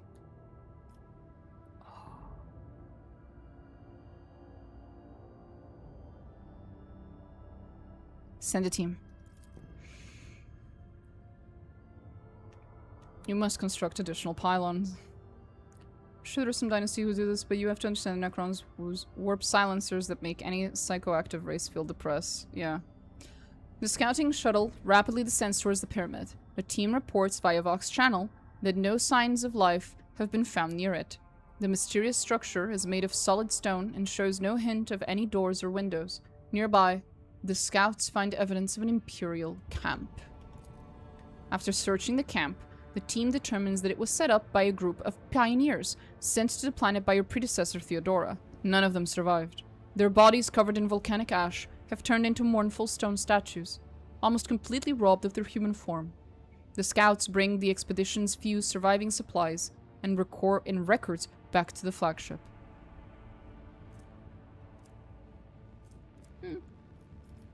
Take a sample.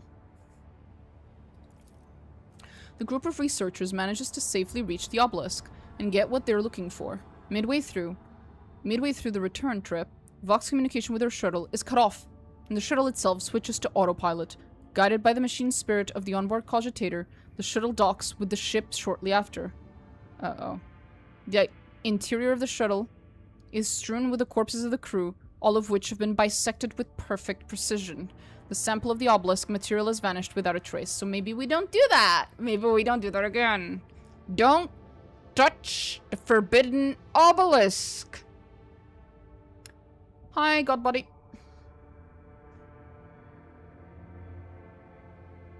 So the only difference is the rules are robots. Heyo. What do you use for your skin? Nothing. That's kind of the point. Fire torpedo at the pyramid. Pretty sure this isn't gonna do anything. These things are gonna be indestructible or some bullshit like that, right? Torpedo salvo makes the flagship shudder and the Xenos creation is blown to pieces. Oh, it actually worked? A direct hit should leave nothing but a melted wreck behind. Exclamations of surprise fill the bridge when you take a break from contemplating the aftermath of the salvo and glance at the auspexes. You see that the pyramid, which was split into pieces a few minutes ago, is becoming whole again. Okay. It does not appear that the direct hit from the melted torpedo did any harm at all. Fair enough. I'm just gonna fuck off. I'm just gonna fuck off. Let's not. We've already fucked enough with the obelisks. Let's not do that again. It did not end well for anyone. Except me. I'm perfectly fine. In the dead starlight, the planet looks like a bizarre artifact whose many sharp facets glimmer mysteriously. A thin, gleaming spiral curls around the planet, changing direction from time to time. If you look closely, you can see that the spiral is composed of many minuscule dots. Enemy bombers. Lord Captain, the flagship is at the calculated arrival point. No unexpected incidents have been detected during the translation. Full battle readiness has been confirmed. The senior officers are listening and awaiting your orders. Examine the planet. Technological horror has completely subjugated all life on this world.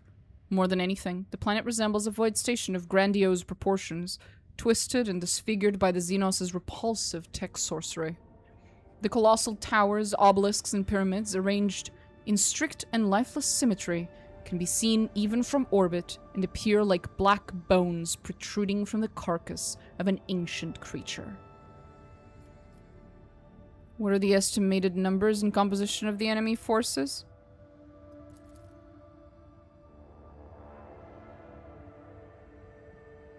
The melted charge broke before the pyramid. Turns out the tech of the race who battled gods and won is super OP and dangerous. Huh! Who could have fucking foreseen that? If they let me buy a cell Charlene, then I will move there to live. Necrons are surprisingly good at taking care of the basic needs of their conquered slaves. They're building a kind of oasis for the living, like a zoo. Well, I can't give you shit for saying any of that because my favorite character is a Trukari. It's not like I can open my mouth. As the ship passed through the warp, your officers developed several tactical plans that best fit the mission at hand. Now a choice lies before you, to concentrate fire on the enemy cruiser, or to eliminate its escort first. Okay.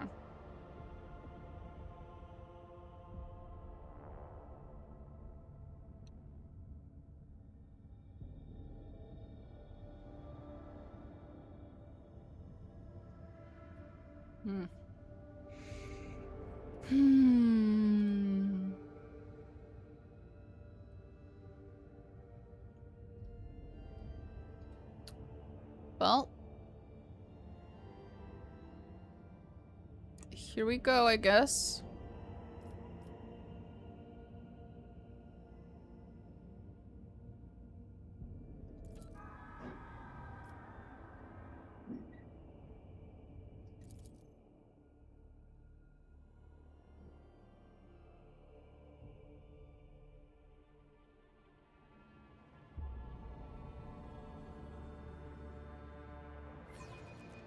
Let the voids tremble!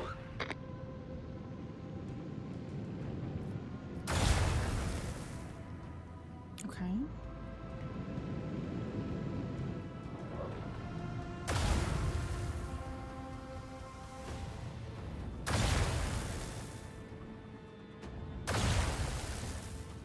You keep trying to hit the one motherfucker in the group that's really hard to hit. I mean, I appreciate it. I'm not complaining. Lance batteries. Volley.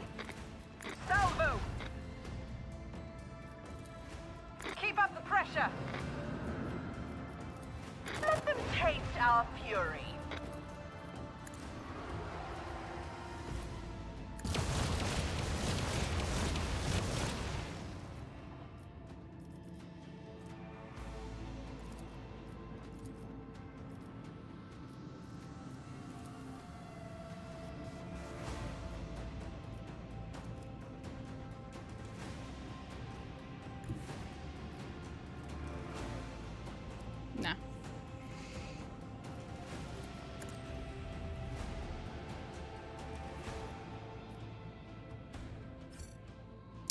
Right.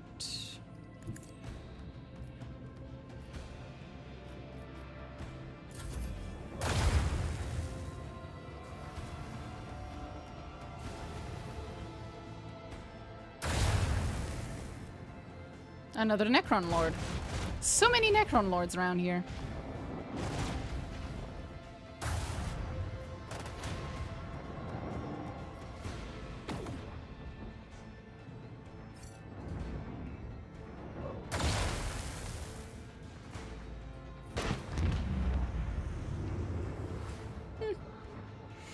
It should be like that.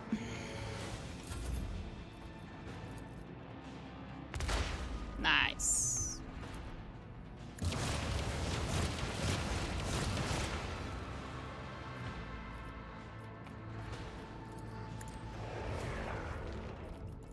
Salvo. Done. And another one.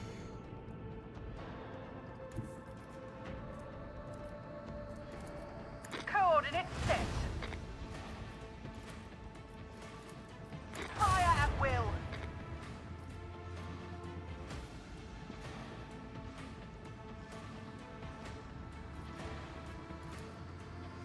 Engage the engines. Damn it. Yes. Oh, I knew it. Should have seen that coming.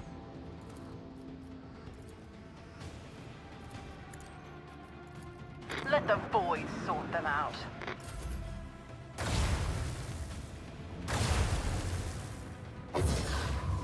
Rude. Very rude. Are you done?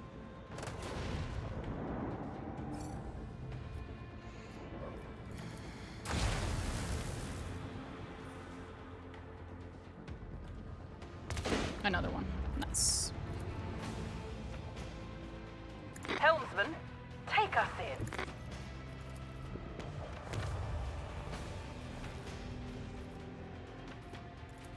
Keep up the pressure.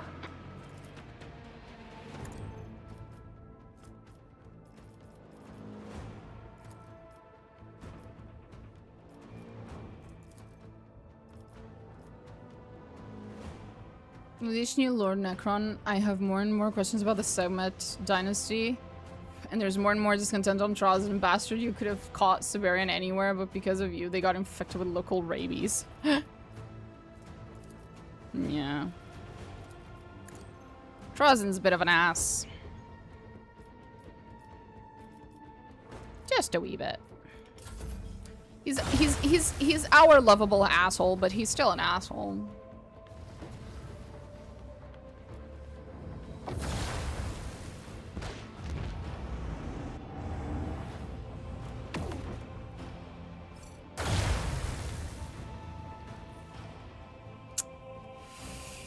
Okay.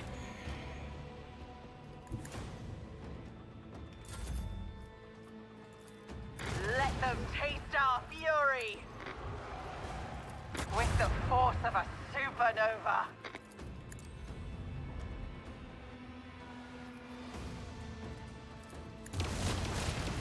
There we go. Engage the engines.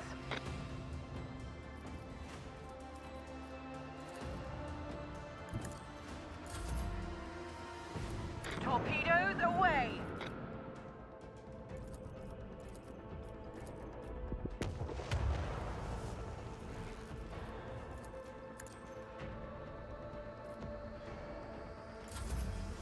I tried this game on PS5. So if you can play it on PC, that would probably be preferable. Because in my understanding is, although you can check, is that if you're playing on console, not all of the DLCs are out, and like you're like a little bit behind in terms of patches and stuff, I think. So, yeah.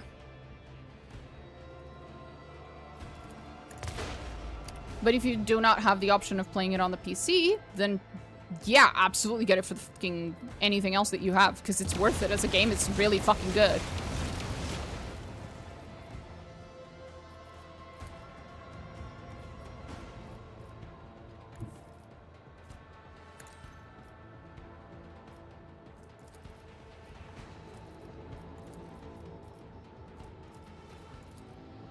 Even millennial-old Egyptian space robots with slaves have better universal healthcare than the US. That is very funny. Macro cannons! Open fire! Is this like a Baldur's Gate? Don't know the genre name. CRPG or classic RPG.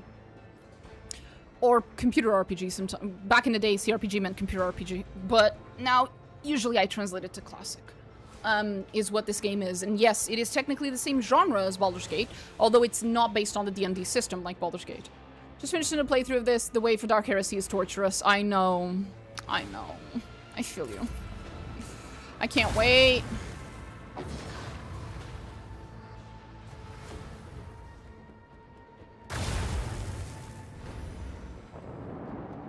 Let me fuck him up. Let me fuck him up with my goddamn torpedoes. Yeah, bitch.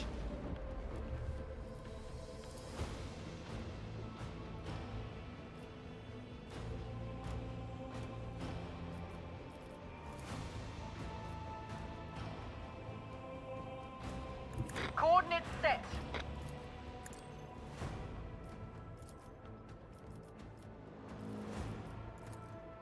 Keep up the pressure. Fire at will.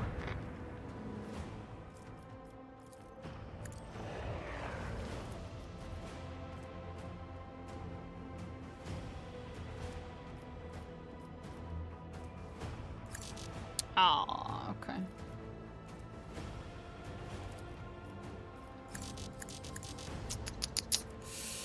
Okay, fine.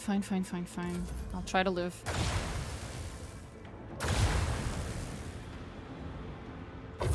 I only heard legends about medicine in the US. Things are not very good in Russia. Yeah.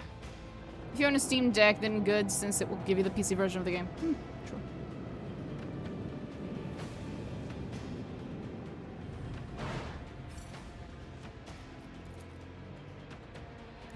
Helmsman, take us in.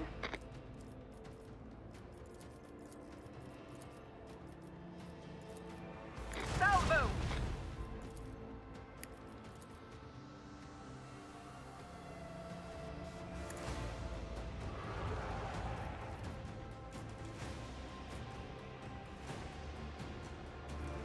It's trying to get a little low. Not very comfortable. You okay, buddy? You having a good one over there? Decks are reporting hull breaches. Executing damage control. U.S. border. At least 100 people cross the bridge every day to get cheaper healthcare and medication. Jesus Christ. Just U.S. things. The enemy's onslaught has abated.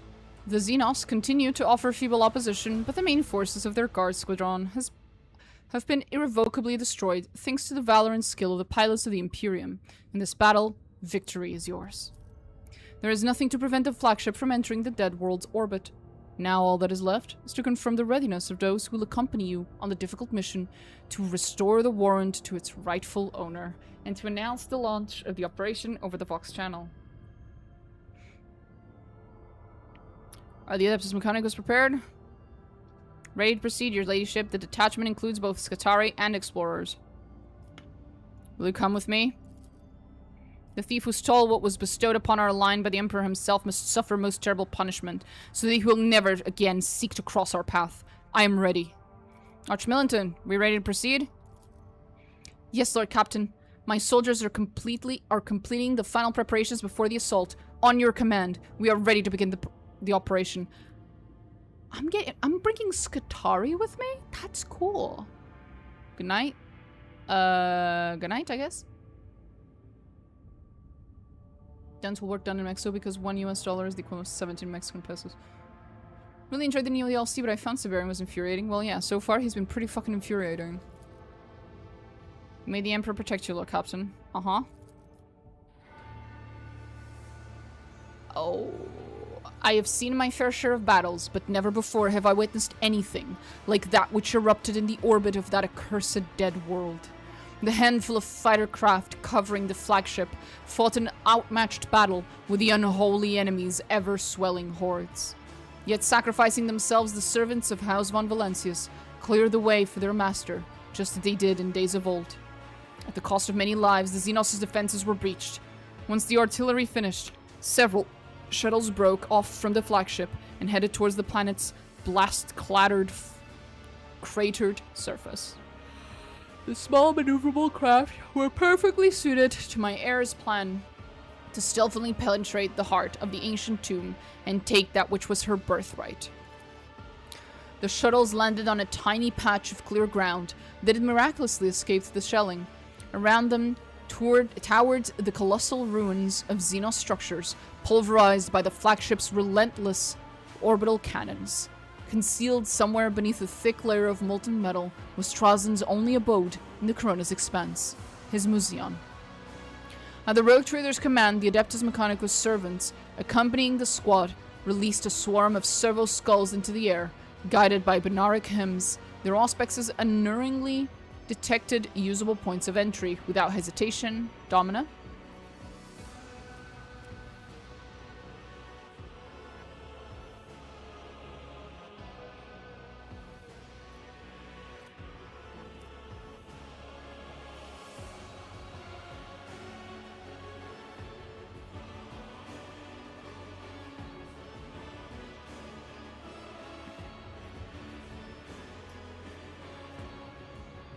I guess we can go to the gateway that's already been damaged.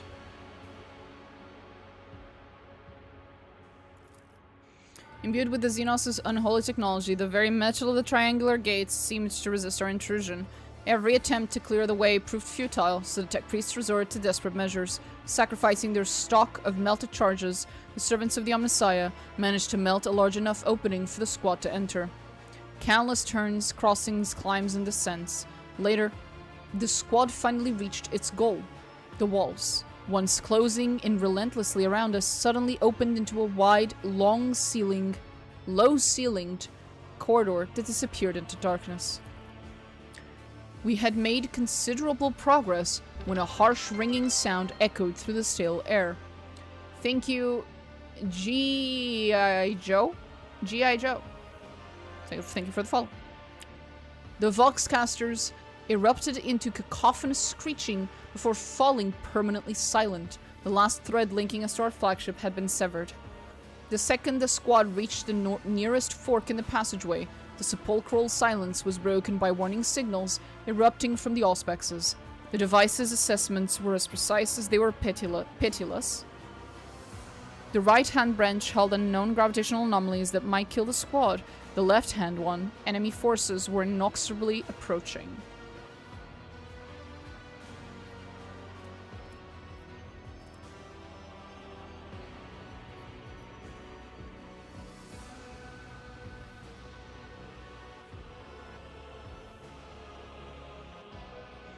Pascal, activate defense protocols. It was a chilling sight to behold. Necron warriors emerged from the darkness, moving in geometrically perfect, impeccably synchronized formation. Their metal faces were expressionless. Only the eye slits were aglow with a malice that spelt death to any living thing in their way. The Xenos in the front ranks raised their weapons, preparing to attack. The tech priests reacted with the same cohesion. Like cogs in a single machine, they closed their ranks, forming an impenetrable barrier with their own augmented bodies. Heavy plasma weapons were raised and a volley hit the Necrons, incinerating them and throwing them back. The battle was long. The humans fought to the last. Though exhausted by the enemy's incredible might, at the cost of their lives, the soldiers dealt with the vanguard. But countless more Xenos were emerging from the corridors. My heir ordered a retreat, and the sappers collapsed the passage behind us with melted charges to hold back the enemy and win us time. Where's your accent from? It's a little complicated, but I'm from Portugal. The way seemed clear and free of perils. The squad advanced at a swift pace, moving ever deeper into the intricate web of passageways. It turned out the sense of security was an illusion. The Museon's masters were still intently monitoring our every step, and they struck at the exact moment we let our guard down and allowed ourselves a brief respite.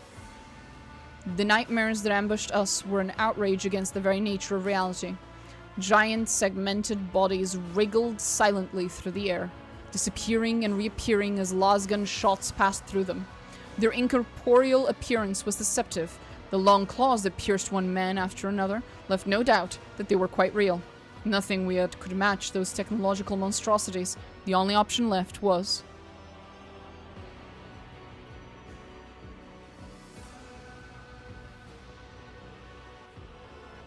Soldiers of Zarkov?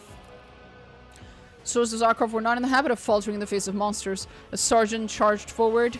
I did not know his name, but I shall always remember his face. Wary, yet utterly calm. The creature's claws ran him through, but the dying soldier managed to activate a melted charge and incinerated both himself and one of the abominations. Several other Zarkovians followed his example, and their surviving comrades finished off the damaged monsters. Everyone was looking about, bracing themselves for a fresh attack when the walls around them shimmered. Their contours flowed and shifted, forming shining curves around us. Many of the squad recited prayers, hoping to banish the visceral terror that gripped their minds at sight of the strange phantasmagoria of lifeless light. A low rumble came from somewhere below. Monotonous and growing louder, it sounded like the operation of some monstrous machine awoken from centuries of slumber. The sound intensified, permeating everything, resonating painfully in our bones. Squad members fell to their knees, unable to withstand the power unleashed upon them. The rumble became a drone, a noise that seemed to penetrate the deepest recesses of the mind, reducing anyone who heard it into a panicked animal. A wave of dread in the face of certain and most horrifying death washed over every one of us. An eternity seemed to pass before I heard.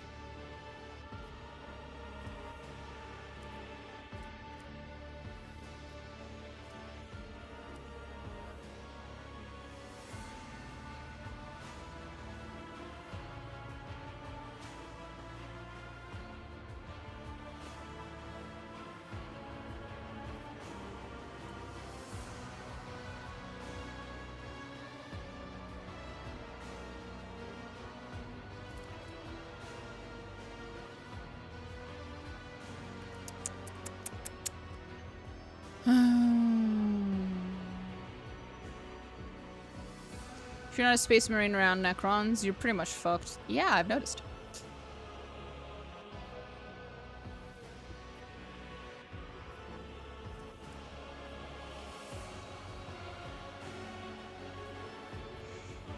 Fear is but a phantasm spawned by the enemy. Do not let it crush you. I said those words over and over until it dawned on me with horrifying clarity that the Museon's cursed air was preventing the humans from hearing a single word as it sapped their will to live. Living flesh was no match for the ancient terror brought forth by the maddened dead creatures of metal. Yet the wisdom of the God Emperor was still with me. The vox augment that had replaced my throat amplified my voice 100-fold, letting it drown out the crypt's dirge. My heir was the first to hear my call, and she found the strength to rise to it. Others followed, inspired by her example. For all its formidable power, the enemy's weapons did not succeed in breaking the mind of a true rogue trader. Every step took me enormous effort, and yet I walked on. You don't need a space marine when you have a trusty Ablard at hand. So true. The rest of the journey has been expunged from my memory, and likely from the memories of all who made the nightmarish odyssey into the heart of the Necron world. When the squad finally reached the Museon's antechamber, the sight of it shocked me almost more than anything I had ever experienced before. A gargantuan structure towered in the middle of a vast hall. The pyramid of black stone, perfectly smooth, with gleaming razor-sharp edges, seemed to consume the light around it. At the middle of each of the pyramid's faces, a circular platform hovered in perfect symmetry with the others. Each platform bore a Necron, its casing painted blue and gold. There was no doubt that we were seeing the real guardians of Trazen's treasure. Hundreds of smaller platforms rose and dipped alternately as they orbited the central pyramid and glided up towards the ceiling, under which could be glimpsed the outlines of the first levels of the Museon's galleries. There was no time to waste. As soon as the guardians saw us, the pyramid's faces lit up with countless chains of glyphs, and ripples ran along the walls of the hall as they prepared to release hordes of metal monstrosities. It was then that...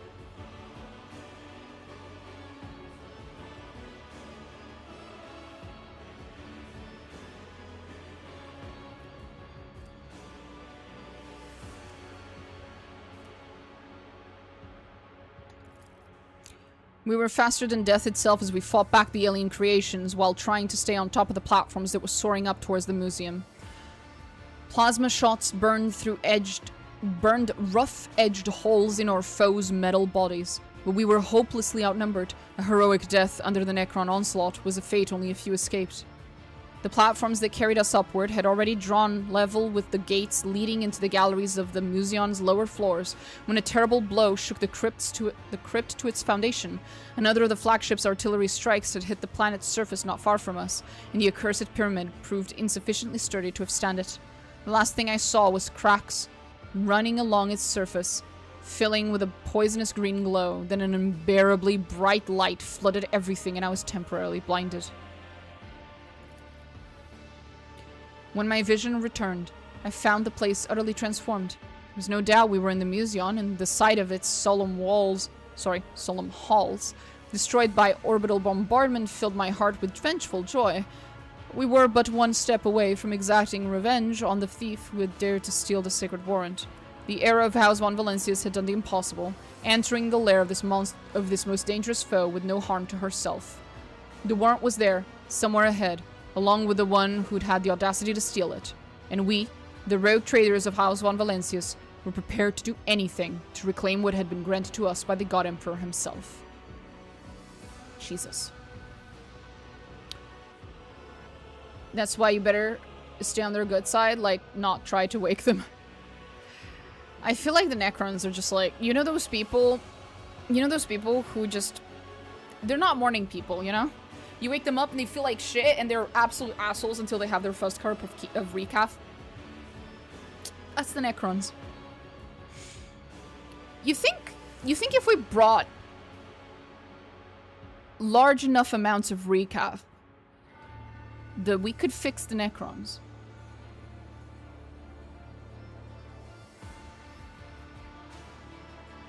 Trazen hates this one trick. You show up to Trazen's fucking museum holding an ancient Terran coffee machine. An ancient Terran Nespresso fucking machine. Okay.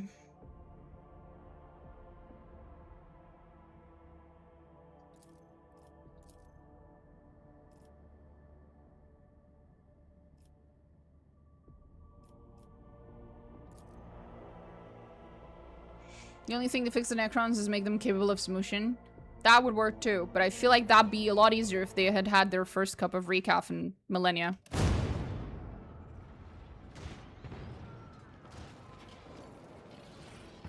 What the fuck? Covered in dust and blood, the Zarkovian soldiers crowd around Siberian, quietly talking to each other. Siberian himself hardly looks better. Some of his augmetics are damaged and his sacred unguent slowly drips onto the floor. He sees you, and gestures to the soldiers to be silent. Domina, my time has come. This is where I must take my leave of you and your retinue. We will meet again, if we are so destined by the God Emperor's will, and if we are not, then our farewells are best said now.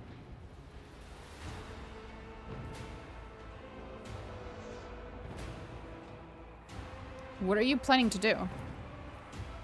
Many years ago when I took the Crimson Dance of Cain out of that crypt, I attracted the attention of an abominable Xenos. Centuries later, the dynasty is still paying the price for the mistake I made. So I'm going to search for the Crimson Dance of Cain. It's only fair that that sword that started this conflict should put a long overdue end to it as well. There's a pattern to it, don't you think? As though this was destined to happen.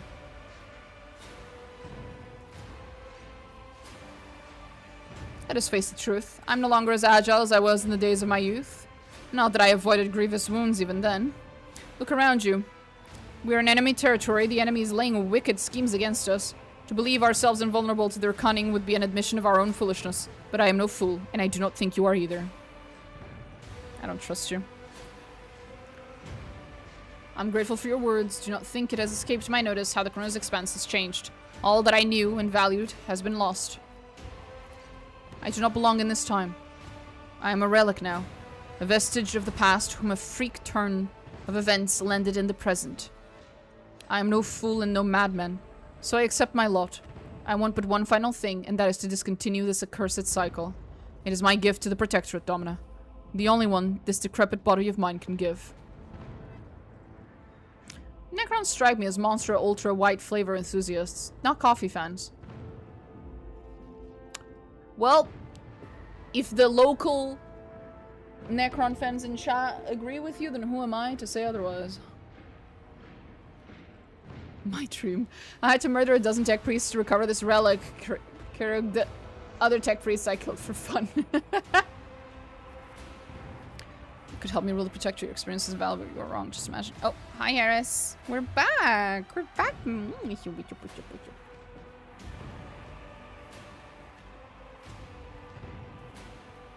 Harris, I'm trying to read.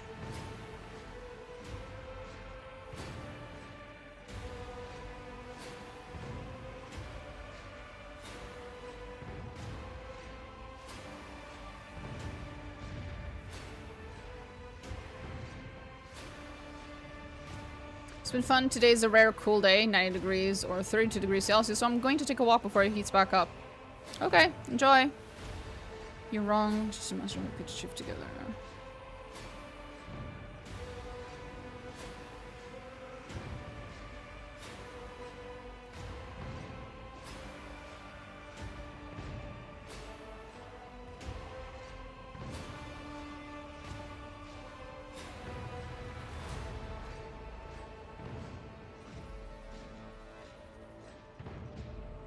I can see you've already made your decision, and I will not try to dissuade you. I'm not about to look a fucking gifted horse in the mouth, that's for sure. In a way, my decisions are already history. All that I strove for has been carried away by the winds of time. Only a single mistake stands between me and oblivion, and once I correct it, I may lay myself to rest. Perhaps the God Emperor will accept me after my death, and I will accomplish more glorious deeds at his side, fighting his enemies. So I will find the Crimson Dance of Cain, and together we will vanquish the Xenos.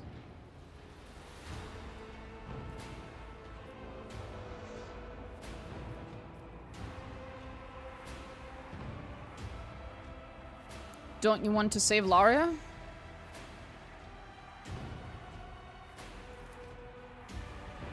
Not a single word of Trazen's is to be believed. But if he is holding Laria, I have seen what the Xenos does to his captives. Laria is lost to the dynasty, and to me. I buried and grieved for my daughter the moment the portal slammed shut behind my back. All I can do now is avenge her. If my daughter's alive, in whatever state the abominable Xenos captivity may have left her, I will take her with me to the cold stars. Hope is a foolish sentiment. Domina.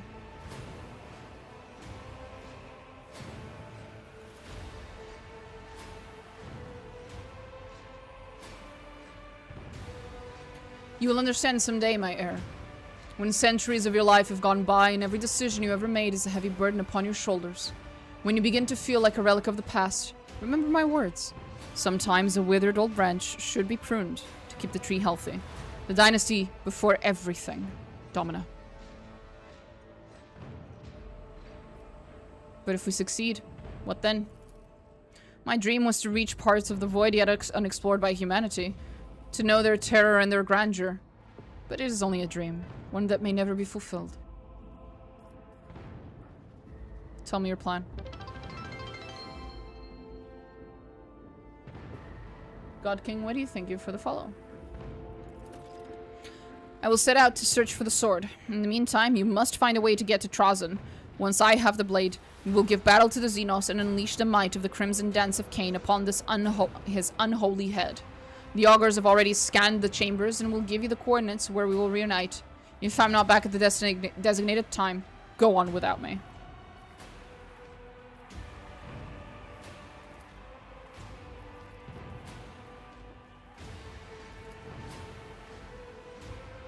Source of Zarkov, I, Siberian von Valencius, call on you to follow me. Do your duty and crush every enemy in your path. For House von Valencius.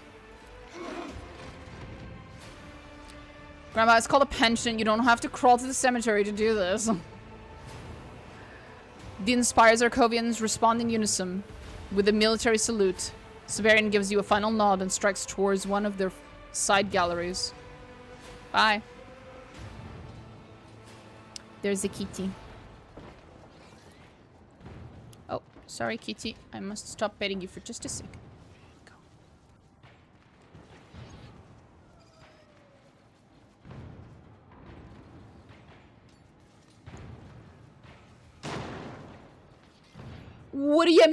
Lemon Rust battle tank.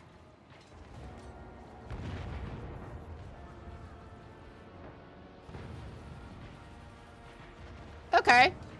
That's a new companion. Okay. Great.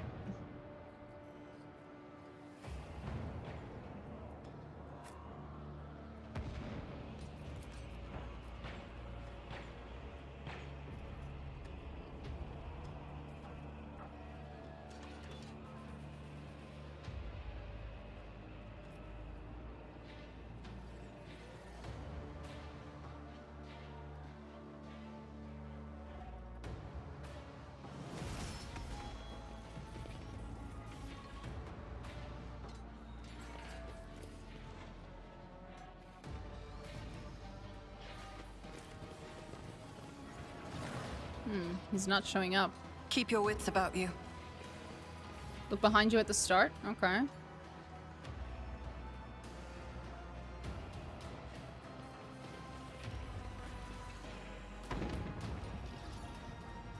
Oh.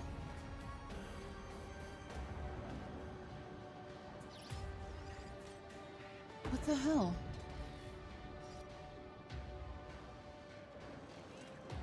Albari. What were they doing here? They look like... Are they trying to get in?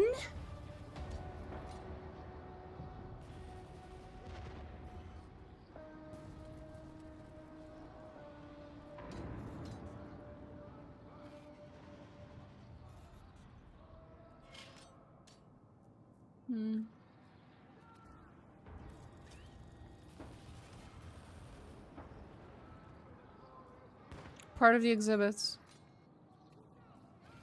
I always keep my options open. Exhibits that escaped from stasis. Oh, okay, so they were trying to get out then. They were trying to escape. Aww. Well, this DLC really is just fucking up Trozen's life-size miniature collection. I don't blame him for getting... Imagine how much any of those minis cost to collect. How much those minis cost to collect. True. Chevron sleeve of the silver corpse. Death Corpse of Krieg. Nice.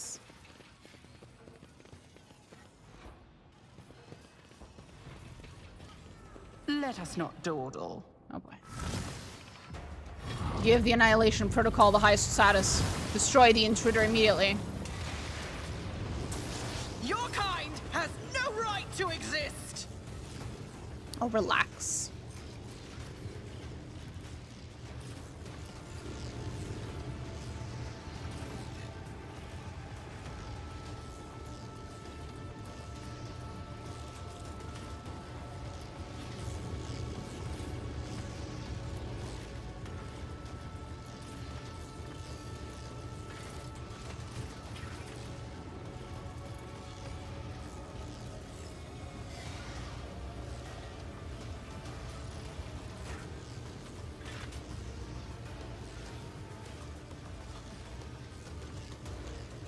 Have you played the Mechanicus games? No, I have not.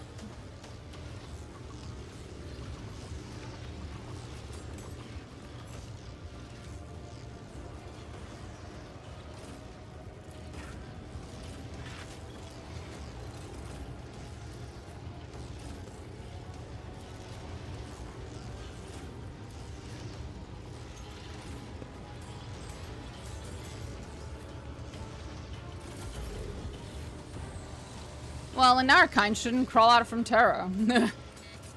Yeah, she's a little silly. It's as good as done. Who, if not me? I'll see to it personally. Oblivion approaches.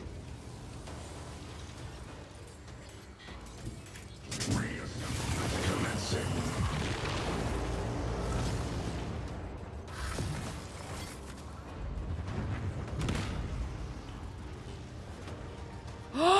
He's back! Hey! I'm not sure how happy I am about that, but still, hey!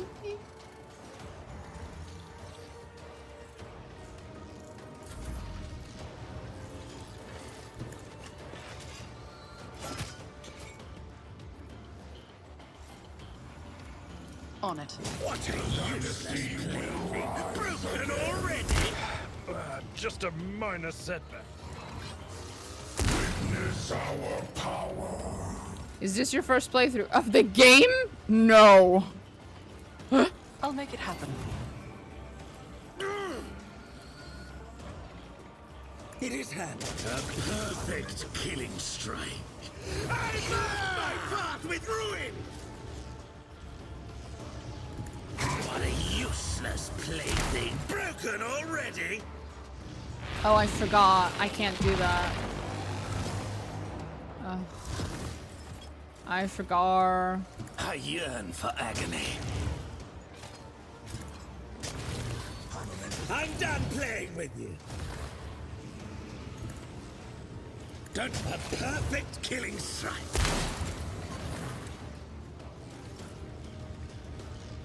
He came to help. How sweet. It is, isn't it? I'm not sure he's gonna be very happy to see a Drakari and an Eldari in my team, but, you know. Well, a Suriani.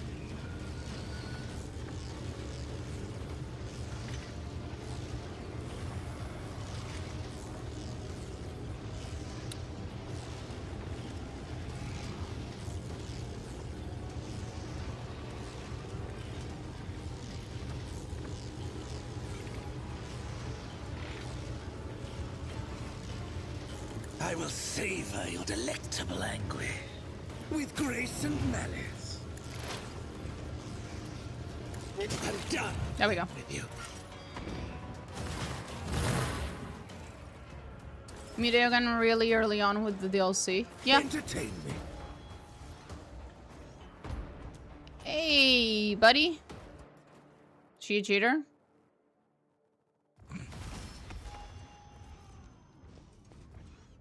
Are you okay?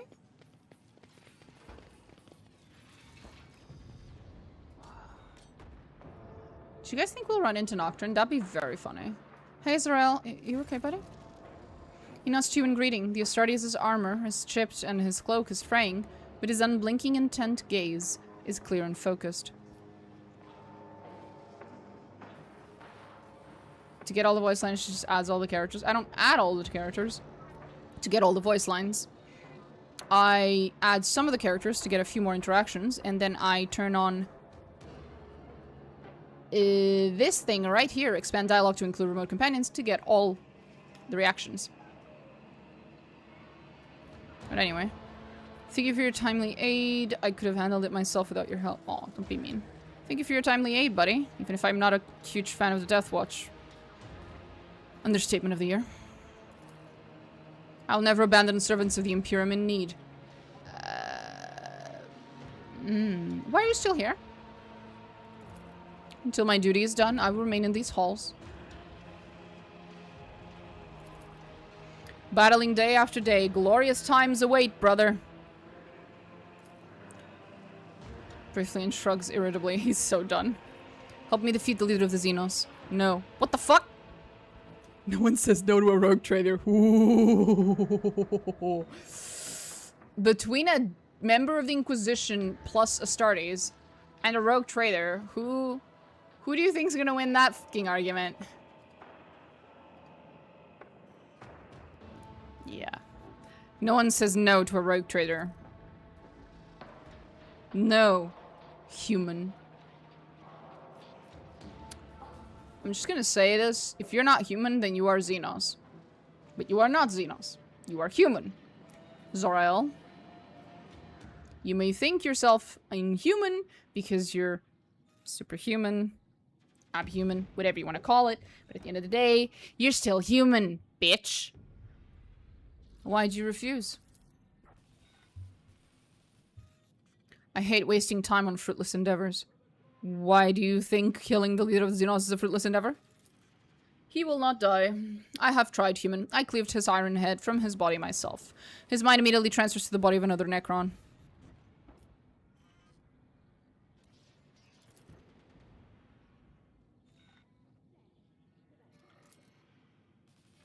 Skilled at subjugating the will of others, only those strong in spirit can resist his control. Fight with valor, human.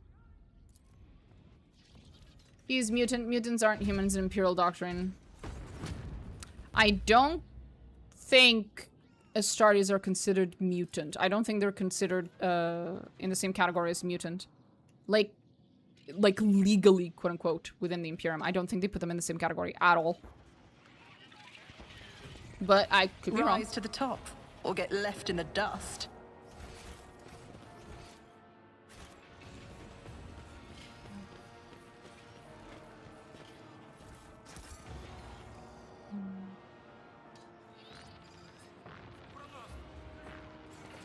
I heard someone say brother.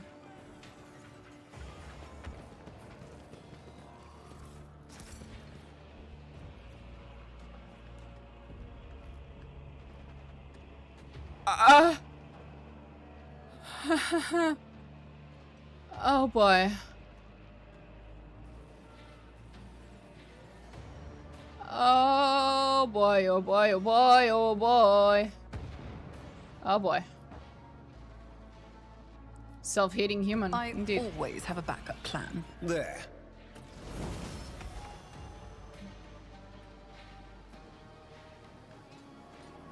Get in the tank! Get in the motherfucking tank. Pretty sure calling one of the Emperor's Angels of Death a mutant to their face is a quick route to a full frontal lobotomy by way of Space Marine fist to the face. Probably, yeah. Small little Chaos Army to deal with down there. Super easy, barely an inconvenience. Oh yeah. For sure, for sure.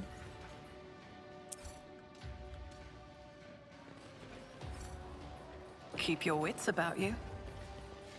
That dragon's still chained up, otherwise it'd be hard for us, yeah. For sure.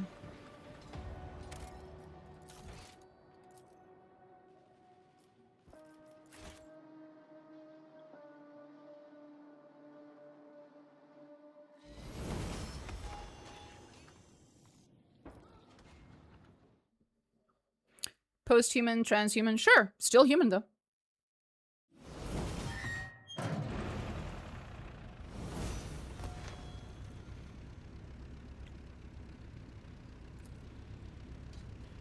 Duh.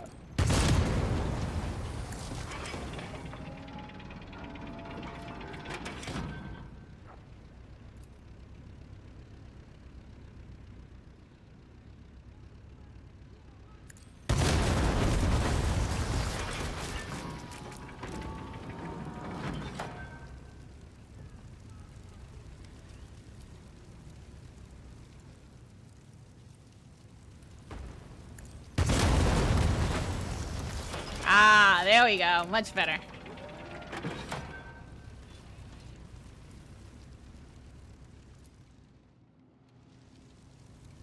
Can I not move? No. Aww, really? Come on. Oops. That was an accident. I didn't mean to. But this one won't be.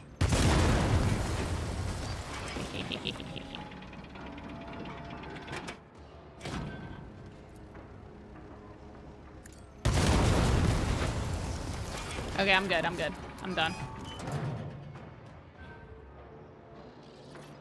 My fate will regrow and then someone will eat my necrodermis. Surprised there's no option to shoot at the Chaos Army. I think everyone tried that, yeah.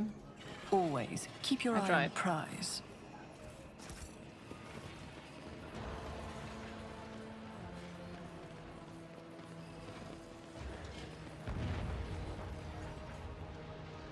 I tried to move the tank and it went Jerry. It was stuck on the same spot, yeah.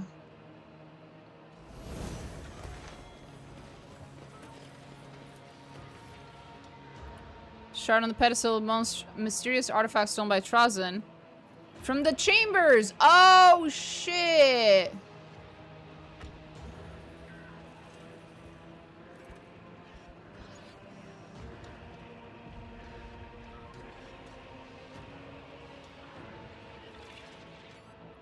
I don't know if I want to take this. I didn't like having it anyway. You know?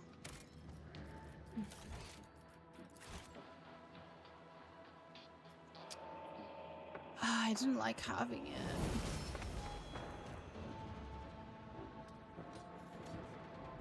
You know what? I'm gonna leave it. I'm gonna leave it. Oh.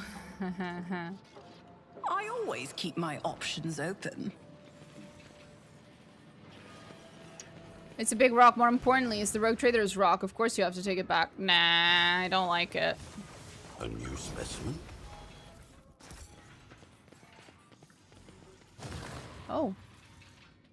I think that was Siberian, just there. Bye. Good luck, Grandpa. Oh boy. Grant me the strength to survive and seek vengeance. Who the fuck is that?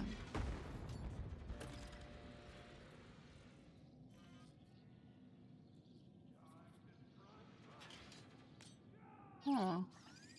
A Drukari anti-grav thing.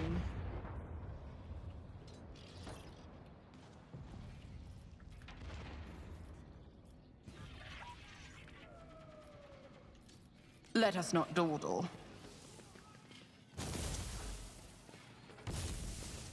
Oh, there's Drukari over here. Look at that. What are you guys shooting at? I can't see. Something, for sure.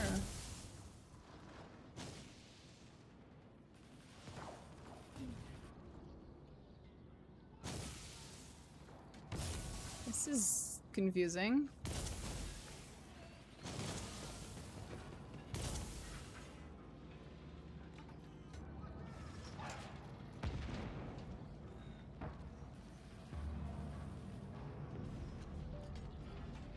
Sarah, no spoilers in my fucking chat.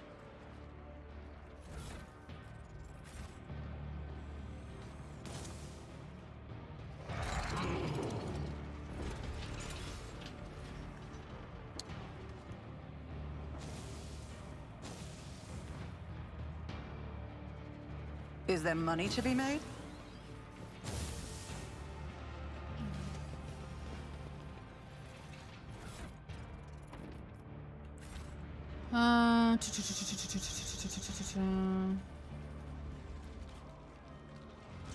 We don't have anything new, right? Okay. Well, we walk then.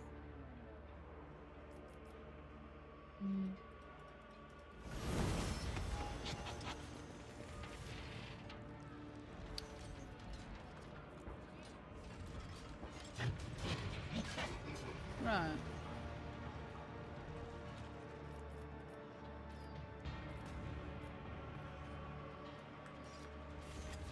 Huh. Okay. Grovel before the true power of humanity! The disgrace of Monarchia will be avenged.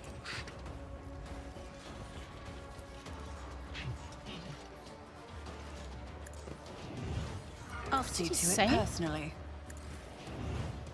I am the raving tempest incarnate! I will hide away. Perfect killing strike.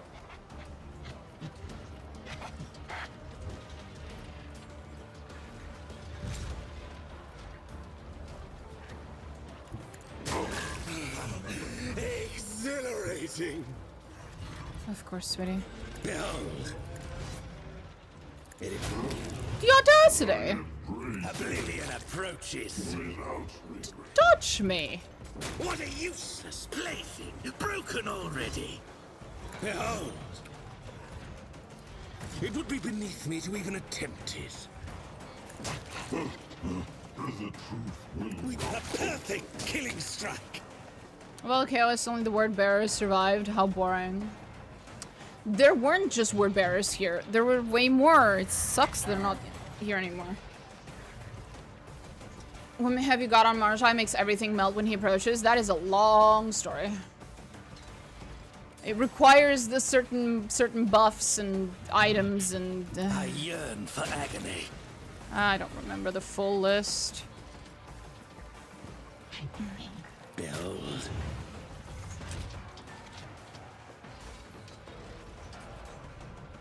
I will savor your delectable anguish.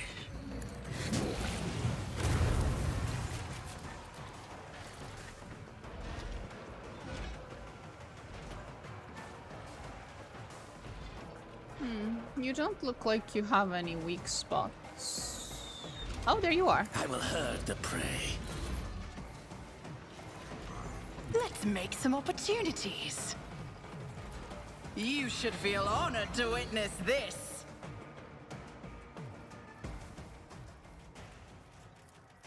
Watch! I'll revel in your terror! It is time done. Yet iron knows no pain. Problem solved. Watching the lazy handle sacred technology breaks my heart. Figuratively speaking, my cardio. Oh, is that Grandpa? Yeah. Hello. Oh, that is Laria. What? Near an overturned Drukari aircraft, a woman is curled up desperately trying to stop the blood gushing from the terrible wounds on her body. She barely has the strength to lift her head as you approach. Laria Voidvir smiles with greyish lips upon seeing you in Severian. Father, you came. You returned after all. The pupil of Severian's organic eye dilates to its utmost, almost filling the iris. Severian leans over the wounded woman, gripping the hilt of his newly recovered sword with such force the components of his bionic arm howl with a strain. His very posture speaks of the deepest despair. What happened? I broke free. When the bombardment began, the Xenos no longer had time for me. I fled into the galleries further and further, searching for a way to escape this place, but I did not reckon on the other fugitives here. The servants of the archenemy, the ones you destroyed, they caught me. The results you can see for yourself.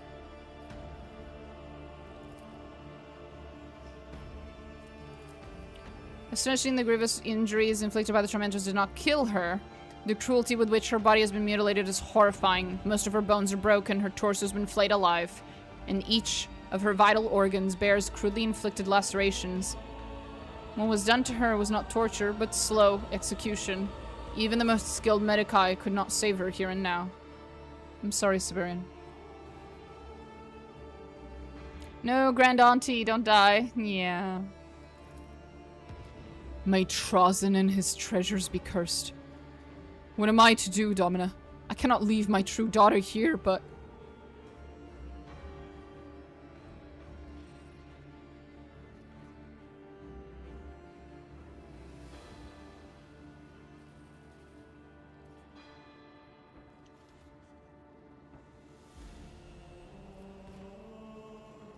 I can only ease her suffering.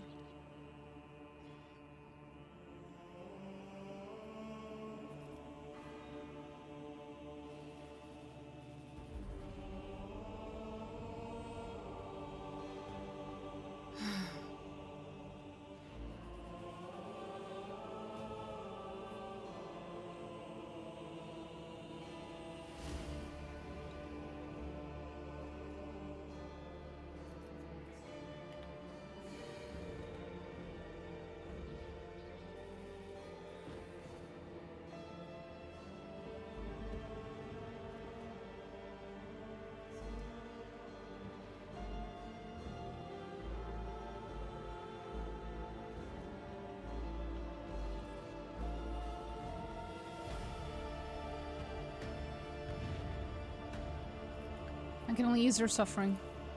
I can't go on, Father. She looks not at you, but at Severian. Allow me to die with dignity. She extends her hand, positioning it beneath the injector, and closes her eyes. Severian watches in silence as his daughter loses consciousness, stupefied by the potent medicaments. A surge of the motive force flashes in his bionic eye, and a drop of machine oil seeps from the juncture where the ferrum sanctum meets living flesh. Arch-militant soldiers remain here and secure our rear. Follow me, my heir. It is time for the foul Xenos, Trozen, to answer for the wicked schemes he has wrought against our house. We'll see. Ooh. We get to use the Drukari ship again. I appreciate that. Keep your wits about you. Triumph is my birthright.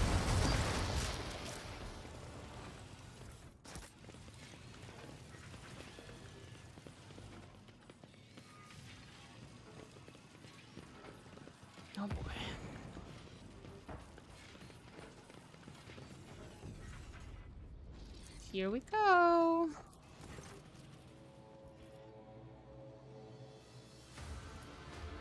What luck to find this transportation precisely where it is needed most.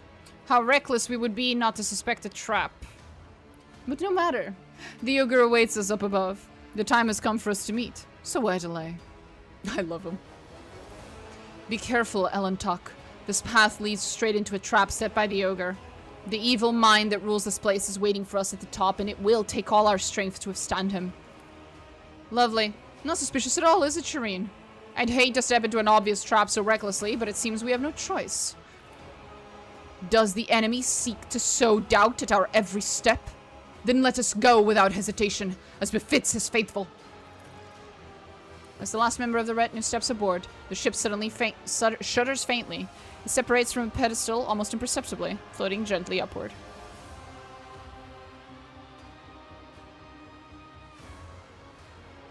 We don't hate chaos enough? Oh, I do, trust me. I absolutely do. Oh, we're back here. Cute.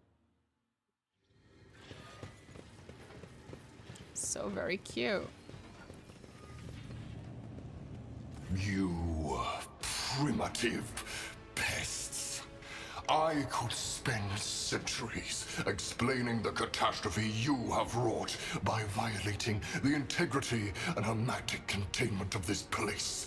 The repository of history itself, but your limited synaptic connections are not even capable of processing and absorbing this information in all its monstrousness.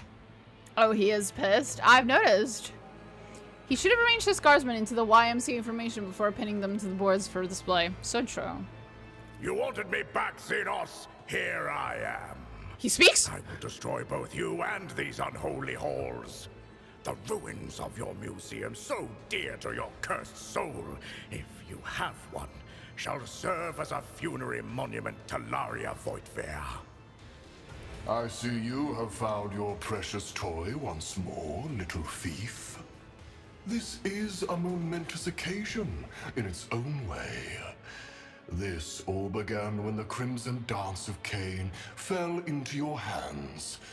And this is where it will end. For you and for your last surviving heir.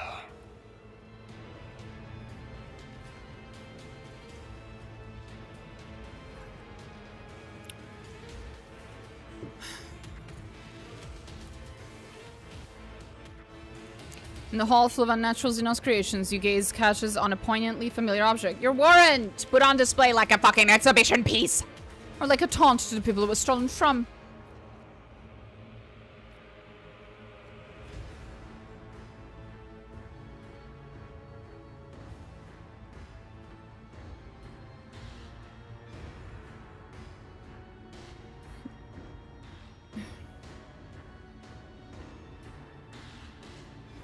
Didn't you demand that Severian be returned to your collection?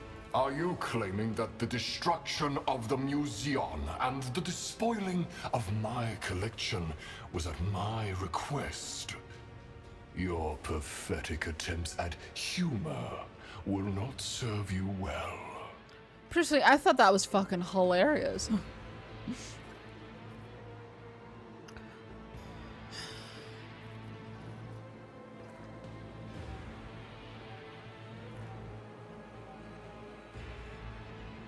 Let's see what you're worth in a fair fight, you devious fucking wretch. Although I doubt you'll make it fair. A crude attempt at manipulation.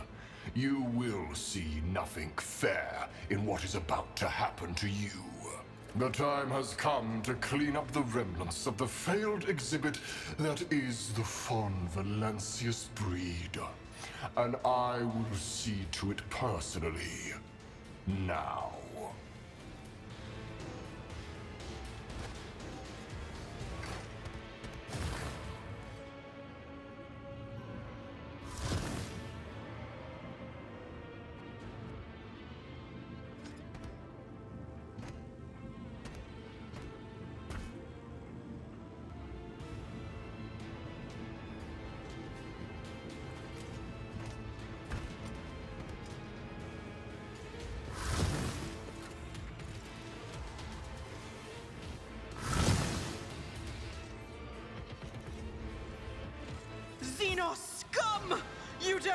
belong in this galaxy! I will purge my museum of you. Who if not me? Pretentious appearance. I am. It's as good as done. Our esteemed Magos has walked. You're too frail for our kind, cousin.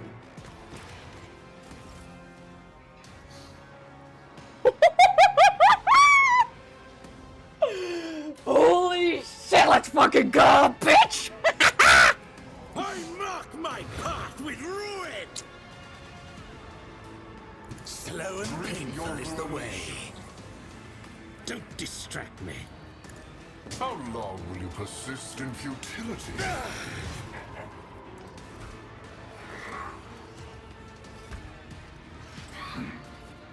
Oh.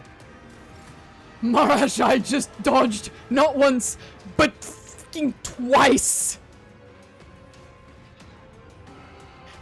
Marazhai just dodged twice from an attack from Trossen the Infinite. Oh. He's strong. Have a lot more surprises, yeah. I can solo the rest of the playground. I just wanted to see how much damage I could deal to him specifically. Behold. Oh, I don't think so. Watch. It is handled. With what a useless. Where does he go? Where does he go? Broken already? Let's see. Okay. I figured, because we were warned about this.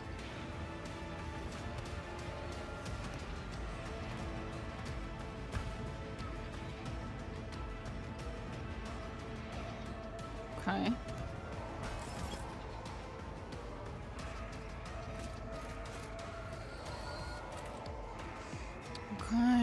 Okay.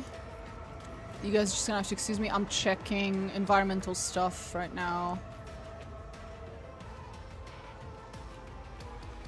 Okay. Okay. We will continue as is for now. Oblivion approaches. A perfect killing strike. I'm done playing with you. A perfect killing strike. I will savor your delectable anguish. I'm done playing with you.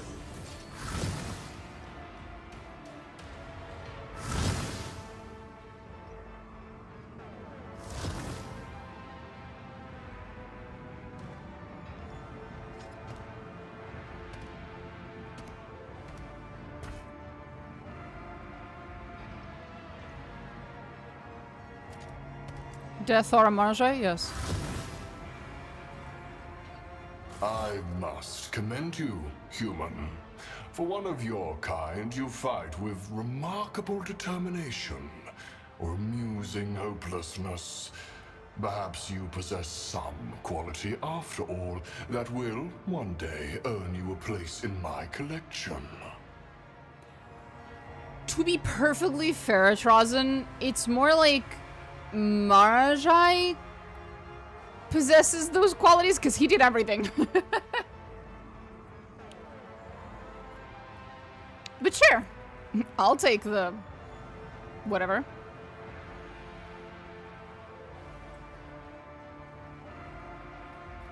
You have distracted me so long with your pitiful attempts at resistance that I am now able to soberly consider the fate of this museum, and even resign myself to its loss. After all, it is only a small portion of it, an insignificant collection in an insignificant corner of the galaxy. So, I will repeat my offer. Siberian von Valancius, in exchange for the warrant. I will even let you have the Crimson Dance of Cain. It will be somewhat ironic. The little thief will have gained a legendary weapon for his dynasty after all. If the museum's finished, why the fuck would you want Siberian? I will take him to another vault in my collection, and place him in a new exhibit. I will have to select a new moment in history in which the rogue trader will play the protagonist. Perhaps I will recreate the scene that is unfolding around us right now. The crumbling museum. The phantom hope of victory that slips through his fingers at the last moment.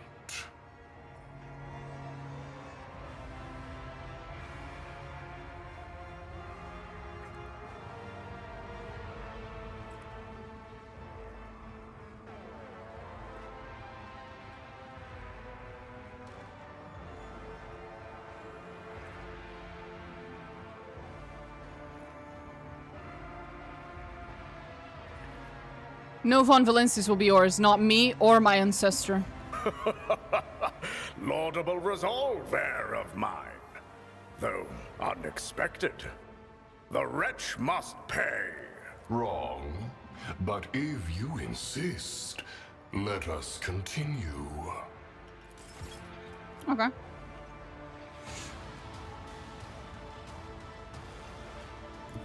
I will herd the prey. Amusing. Don't distract me. He is, isn't he? Revel in your terror!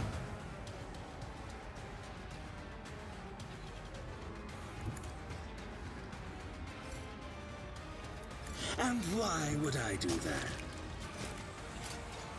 I yearn for agony.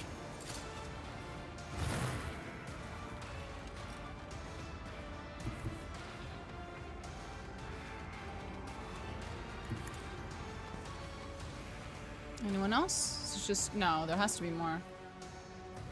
Who am I not counting? Okay, so 1 over there. 2, 3. Okay, now everyone's in range, so I can't really reach them.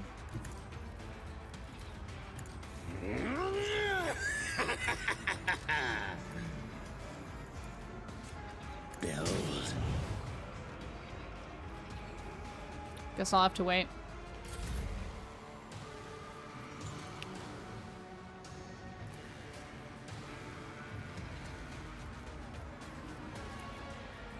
Where is it? Oh, Juliette's dead. It's gonna have to be me using the ranged attacks then.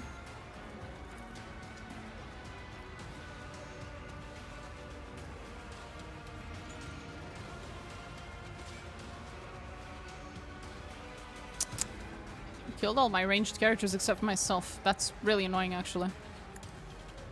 I'm not a very good attacker. Yeah. Annoying. Consider Assemblement commencing. Oh! Hold up. here's my perfect moment. He can, though. The Emperor is on our side. For the throne's glory. I won't object. Reassemblement commencing. But of course, Lord Captain. Let's see to it. That was an accident. Naturally.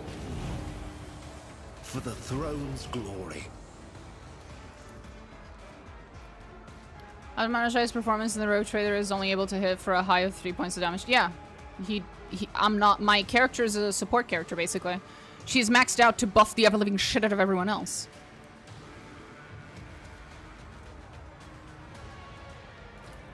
But of course, Lord Captain. Let's see to it. A disjunction. Naturally. Holy terror. Smite your enemies. I won't. Your reckoning is due. There we go. I'll have to deal with the other two later. I need a foothold.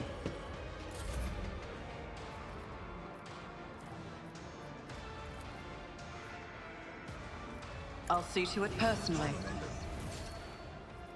I'll make it happen. But of course, Lord Captain. Light of holy terror! Just one more. I'll put my psychic abilities to use. I can't reach. It's too far. I'll see our No. foes obliterated. I don't know if that's gonna work. Oh, it did. Okay. I want to get me a target. I can't really.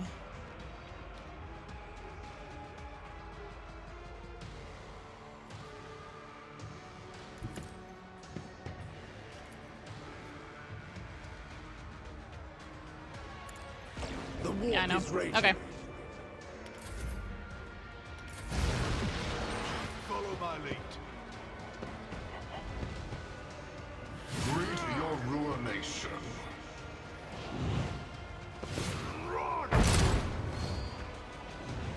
How long will you persist in futility? For the throne's glory. I won't object to it. No. Greet your ruination. But of course, Lord Captain. Your Holy capabilities terror, are truly smite your enemies. For the throne's Tendrils are glory. creeping into my mind! The Emperor is on our side.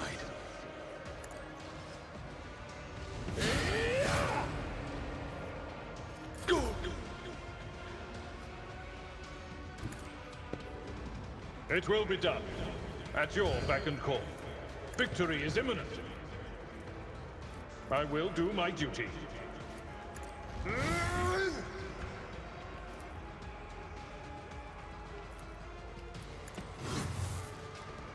It will be done. I figured. I haven't really used Avalar in a while. Okay. It is handled. Kneel before me, crazy! futility.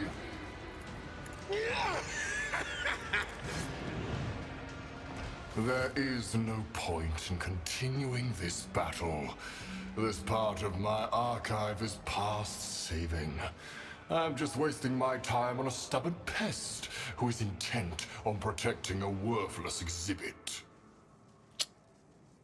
I'm not start this battle than you, but if you do not retreat...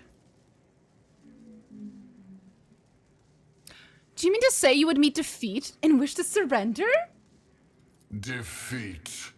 You have deprived me of an insignificant branch of my museum.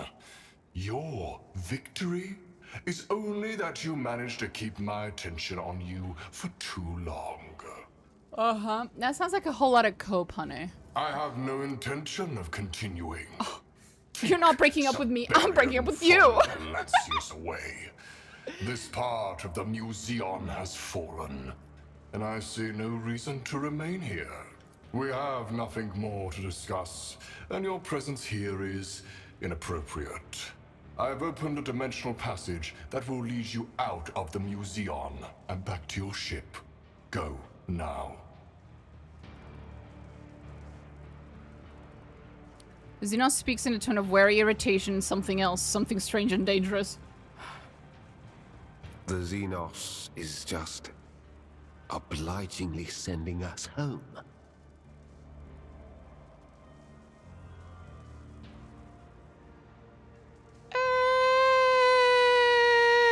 Let's not do that. Marazhai narrows his eyes, surveying the portal. Catching your gaze, the Drakari gives a subtle shake of his head. Thank you, honey. Beginning without end and with end without beginning, connected and tangled one after another, and on for eternity after eternity after eternity. Yeah. Strange creation of xenosorcery, the structure, the color, the way it seems to pulsate makes your skin crawl. You recognize the features of the portal that wants to transport you into the loop reality of the exhibit. Yeah. Rather obsequious valediction for someone you call a pest, wouldn't you say? Trazin trap the end. It's a fucking hidden ending. That's cute. Rather obsequious valediction for someone who called a pest, wouldn't you say? What is so surprising about my desire to be rid of you as soon as possible? There's an achievement for going through the portal. Not interested. In the moment your body plunges into the transdimensional vortex born of xenosorcery, you sense the echoes of spiteful laughter sounding behind you. Thanks, bitch. No. Well done, human. Your ability to draw conclusions from experience does you credit. You are so fuck-ass mad. Don't even try to hide it, buddy.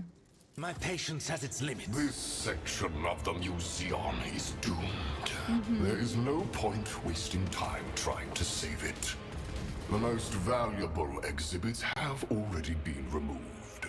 I will let you go, human. You have potential. You may yet leave your mark. Should our paths converge again, and you have become someone of note, I suppose then you will have a chance of joining my collection.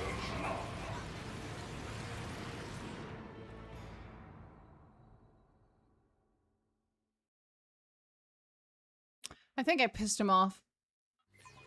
But, you know what? I think he likes us.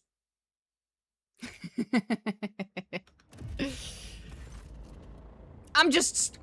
Get your filthy fucking boots off my goddamn Emperor's signed warrant, you fuckers! The fuck?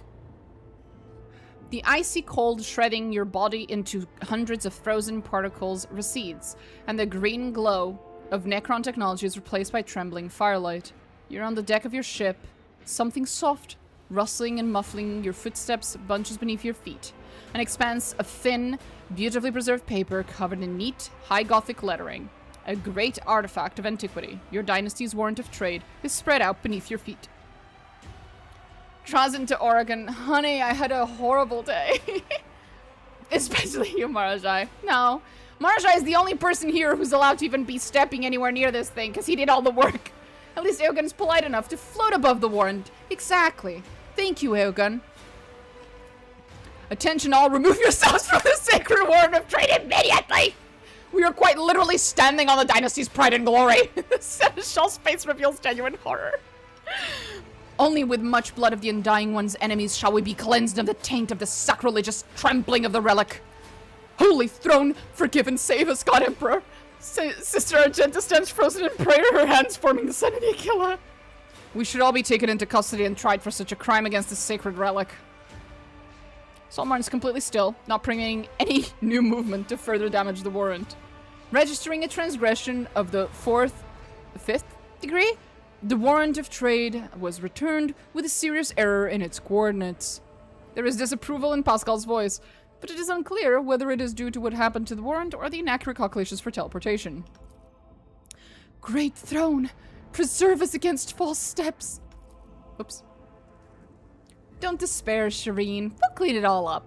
Your arms will be as good as new. I know a couple of restorers, scribes, archaeologists.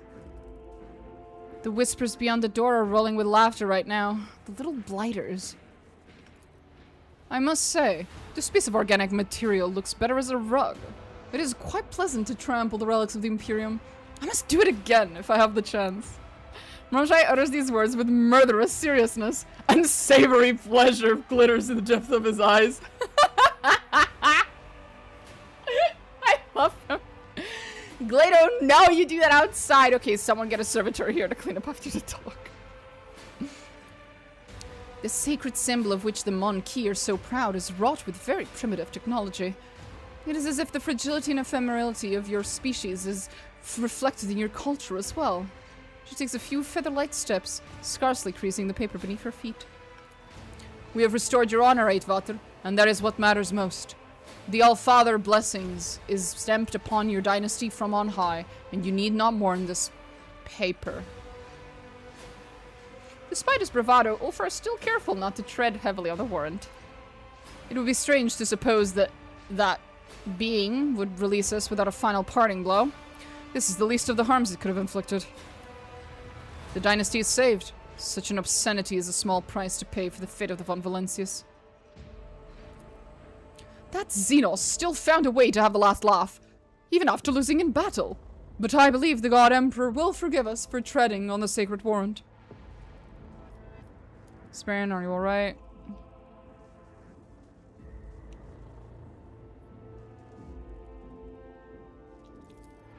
No, but I will be. You could have left me there, after all. We chose to talk an old man round. Against all odds, you have the heart of a true rogue trader.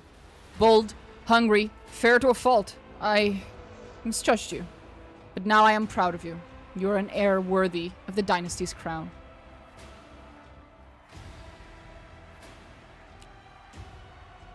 That's hilarious. It was. Base Juliet. Great grandpa. Are you good? Yeah, yeah. I have a thingy in my eye. Literally, I actually do. It'll go away eventually. Ugh. Present. No, I'm actually just really emotional about the warrant. Carefully step off the warrant, trying not to damage it. Does that mean that if I fail, I will actually fuck up the... That is so funny. What is Corda doing there? Hello, did I miss when you recruited her? I guess you did, because I did recruit her, yes.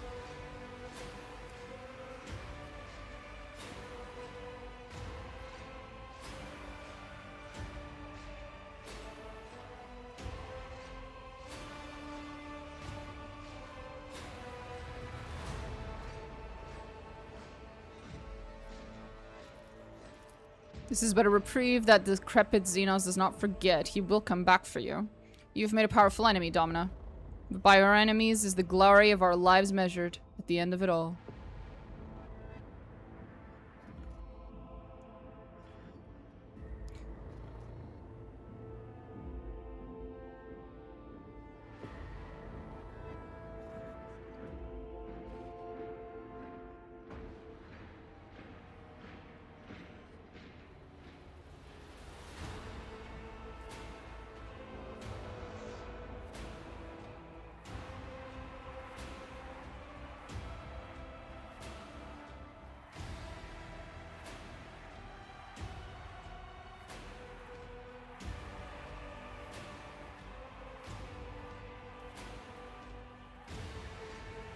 You are too exhausted to make speeches. No worry about anything at all. The warrant has been recovered, and that is what matters. You feel hollow. You simply need to rest.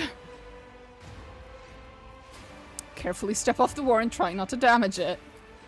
Your efforts to inflict as little damage as possible on the Imperial Relic are paying off. Not that you have left no marks at all, but at the very least, you don't seem to have damaged the paper itself. Yay! As you step off the rustling parchment, the doors of the chamber begin to slowly open.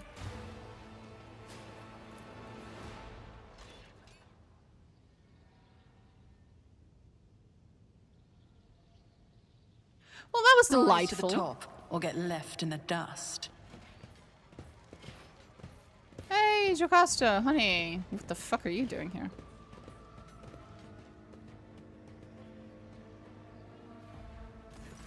Oh! Look at this dude! That was adorable.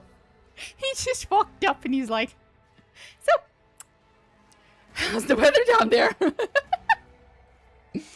I accidentally smudged the part where it's okay for us to canoodle with Xenos. Sorry, Marazhai, I gotta feed it to the Inquisition now. Oh no! Lord Captain, but you... Yeah, it's a long story, Jocasta. Don't think about it too hard. Your ladyship, you've returned. Thank the God Emperor. Right, because I have that thing turned on, so yeah. He puts his weapon back in the sheath, staring at you with naked relief. So this is if we hadn't taken Abelard with us. Domin, you are here. As it was always meant to be, for his cards never lie, yet unworthy doubts have gnawed at my soul. Nothing to report on board, I hope? Correct, Lord Captain. Nothing worthy of your attention has happened since your landing. The ship is still orbiting the dead world. Why are you all here? Tech Priest detected an anomalous surge of energy. We came here to investigate. We have prevailed and retrieved the warrant. The Xenos capitulated and cast us back to the flagship. You defeated that unholy thief? Well, I couldn't have hoped for anything better. Except for the death of that accursed Xenos as well. Nah, he's way more fun when he's alive. Make arrangements for the ceremony and return the warrant of trade to its proper fucking place. Of course, Lord Captain. I will immediately make arrangements for the solemn ceremony and reconsecration. I must give you credit where it is due, my heir. While there have been situations and problems we saw differently, and while I have noted mistakes and misjudgments in your actions, You are nevertheless a worthy holder of the warrant, fit to carry forward the Von Valencia's legacy. For this I thank you. Now I can find peace in the knowledge that our dynasty is in safe hands. He raises his hand with the crimson dents of Cain in his grasp and studies the blade for a while. The origin of all my troubles and a witness to my final victory. This weapon should belong to you. Accept it, for none are fit to possess it, but a rogue trader of House Von Valencia's.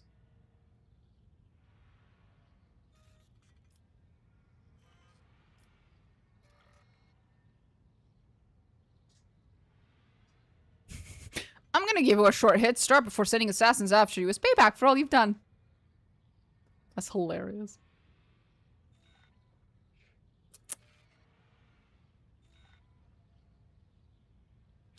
Trazen could have asked us to give Nomos to him. It's so true. Chuck the sword into nearest black hole. I kind of wanted to give the sword back to the Eldari, actually.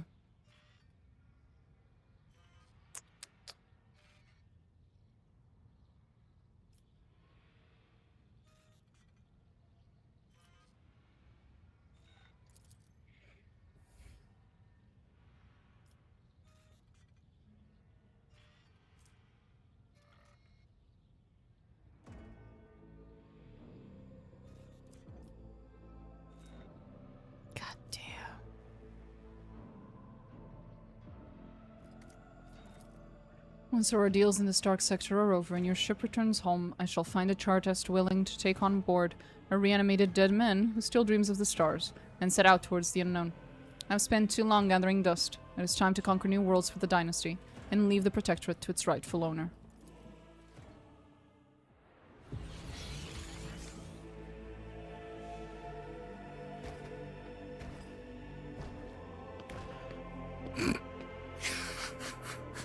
Marazhai, I know, we're... By the true blood of Von Valancius, may the corruption be washed from the warrant that was signed by his right hand.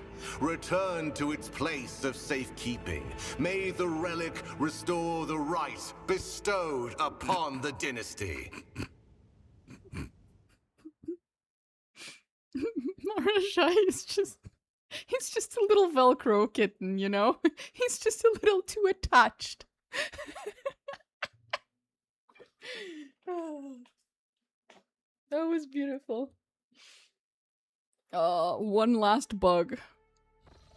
Based Marazhai.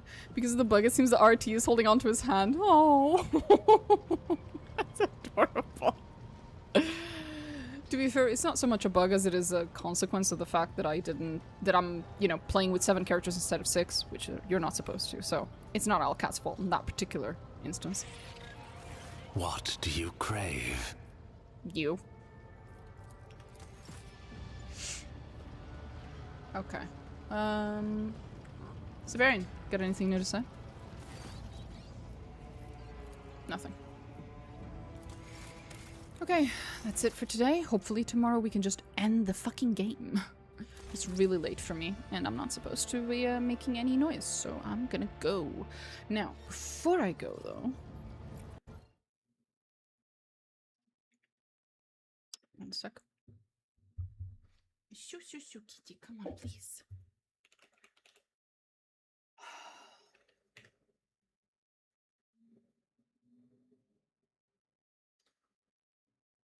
Right. I'm gonna leave you guys with Mystic Amethyst. As you guys know, she is someone who paints minis, Warhammer minis amongst others.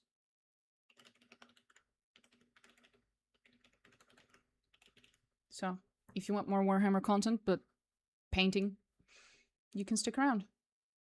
We're not supposed to be making noise. Okay, Sierra, thank you. Oh, God. Good night. Good night. Until DLC 4. Well, I'm still gonna have one more stream. And bloop. See you guys.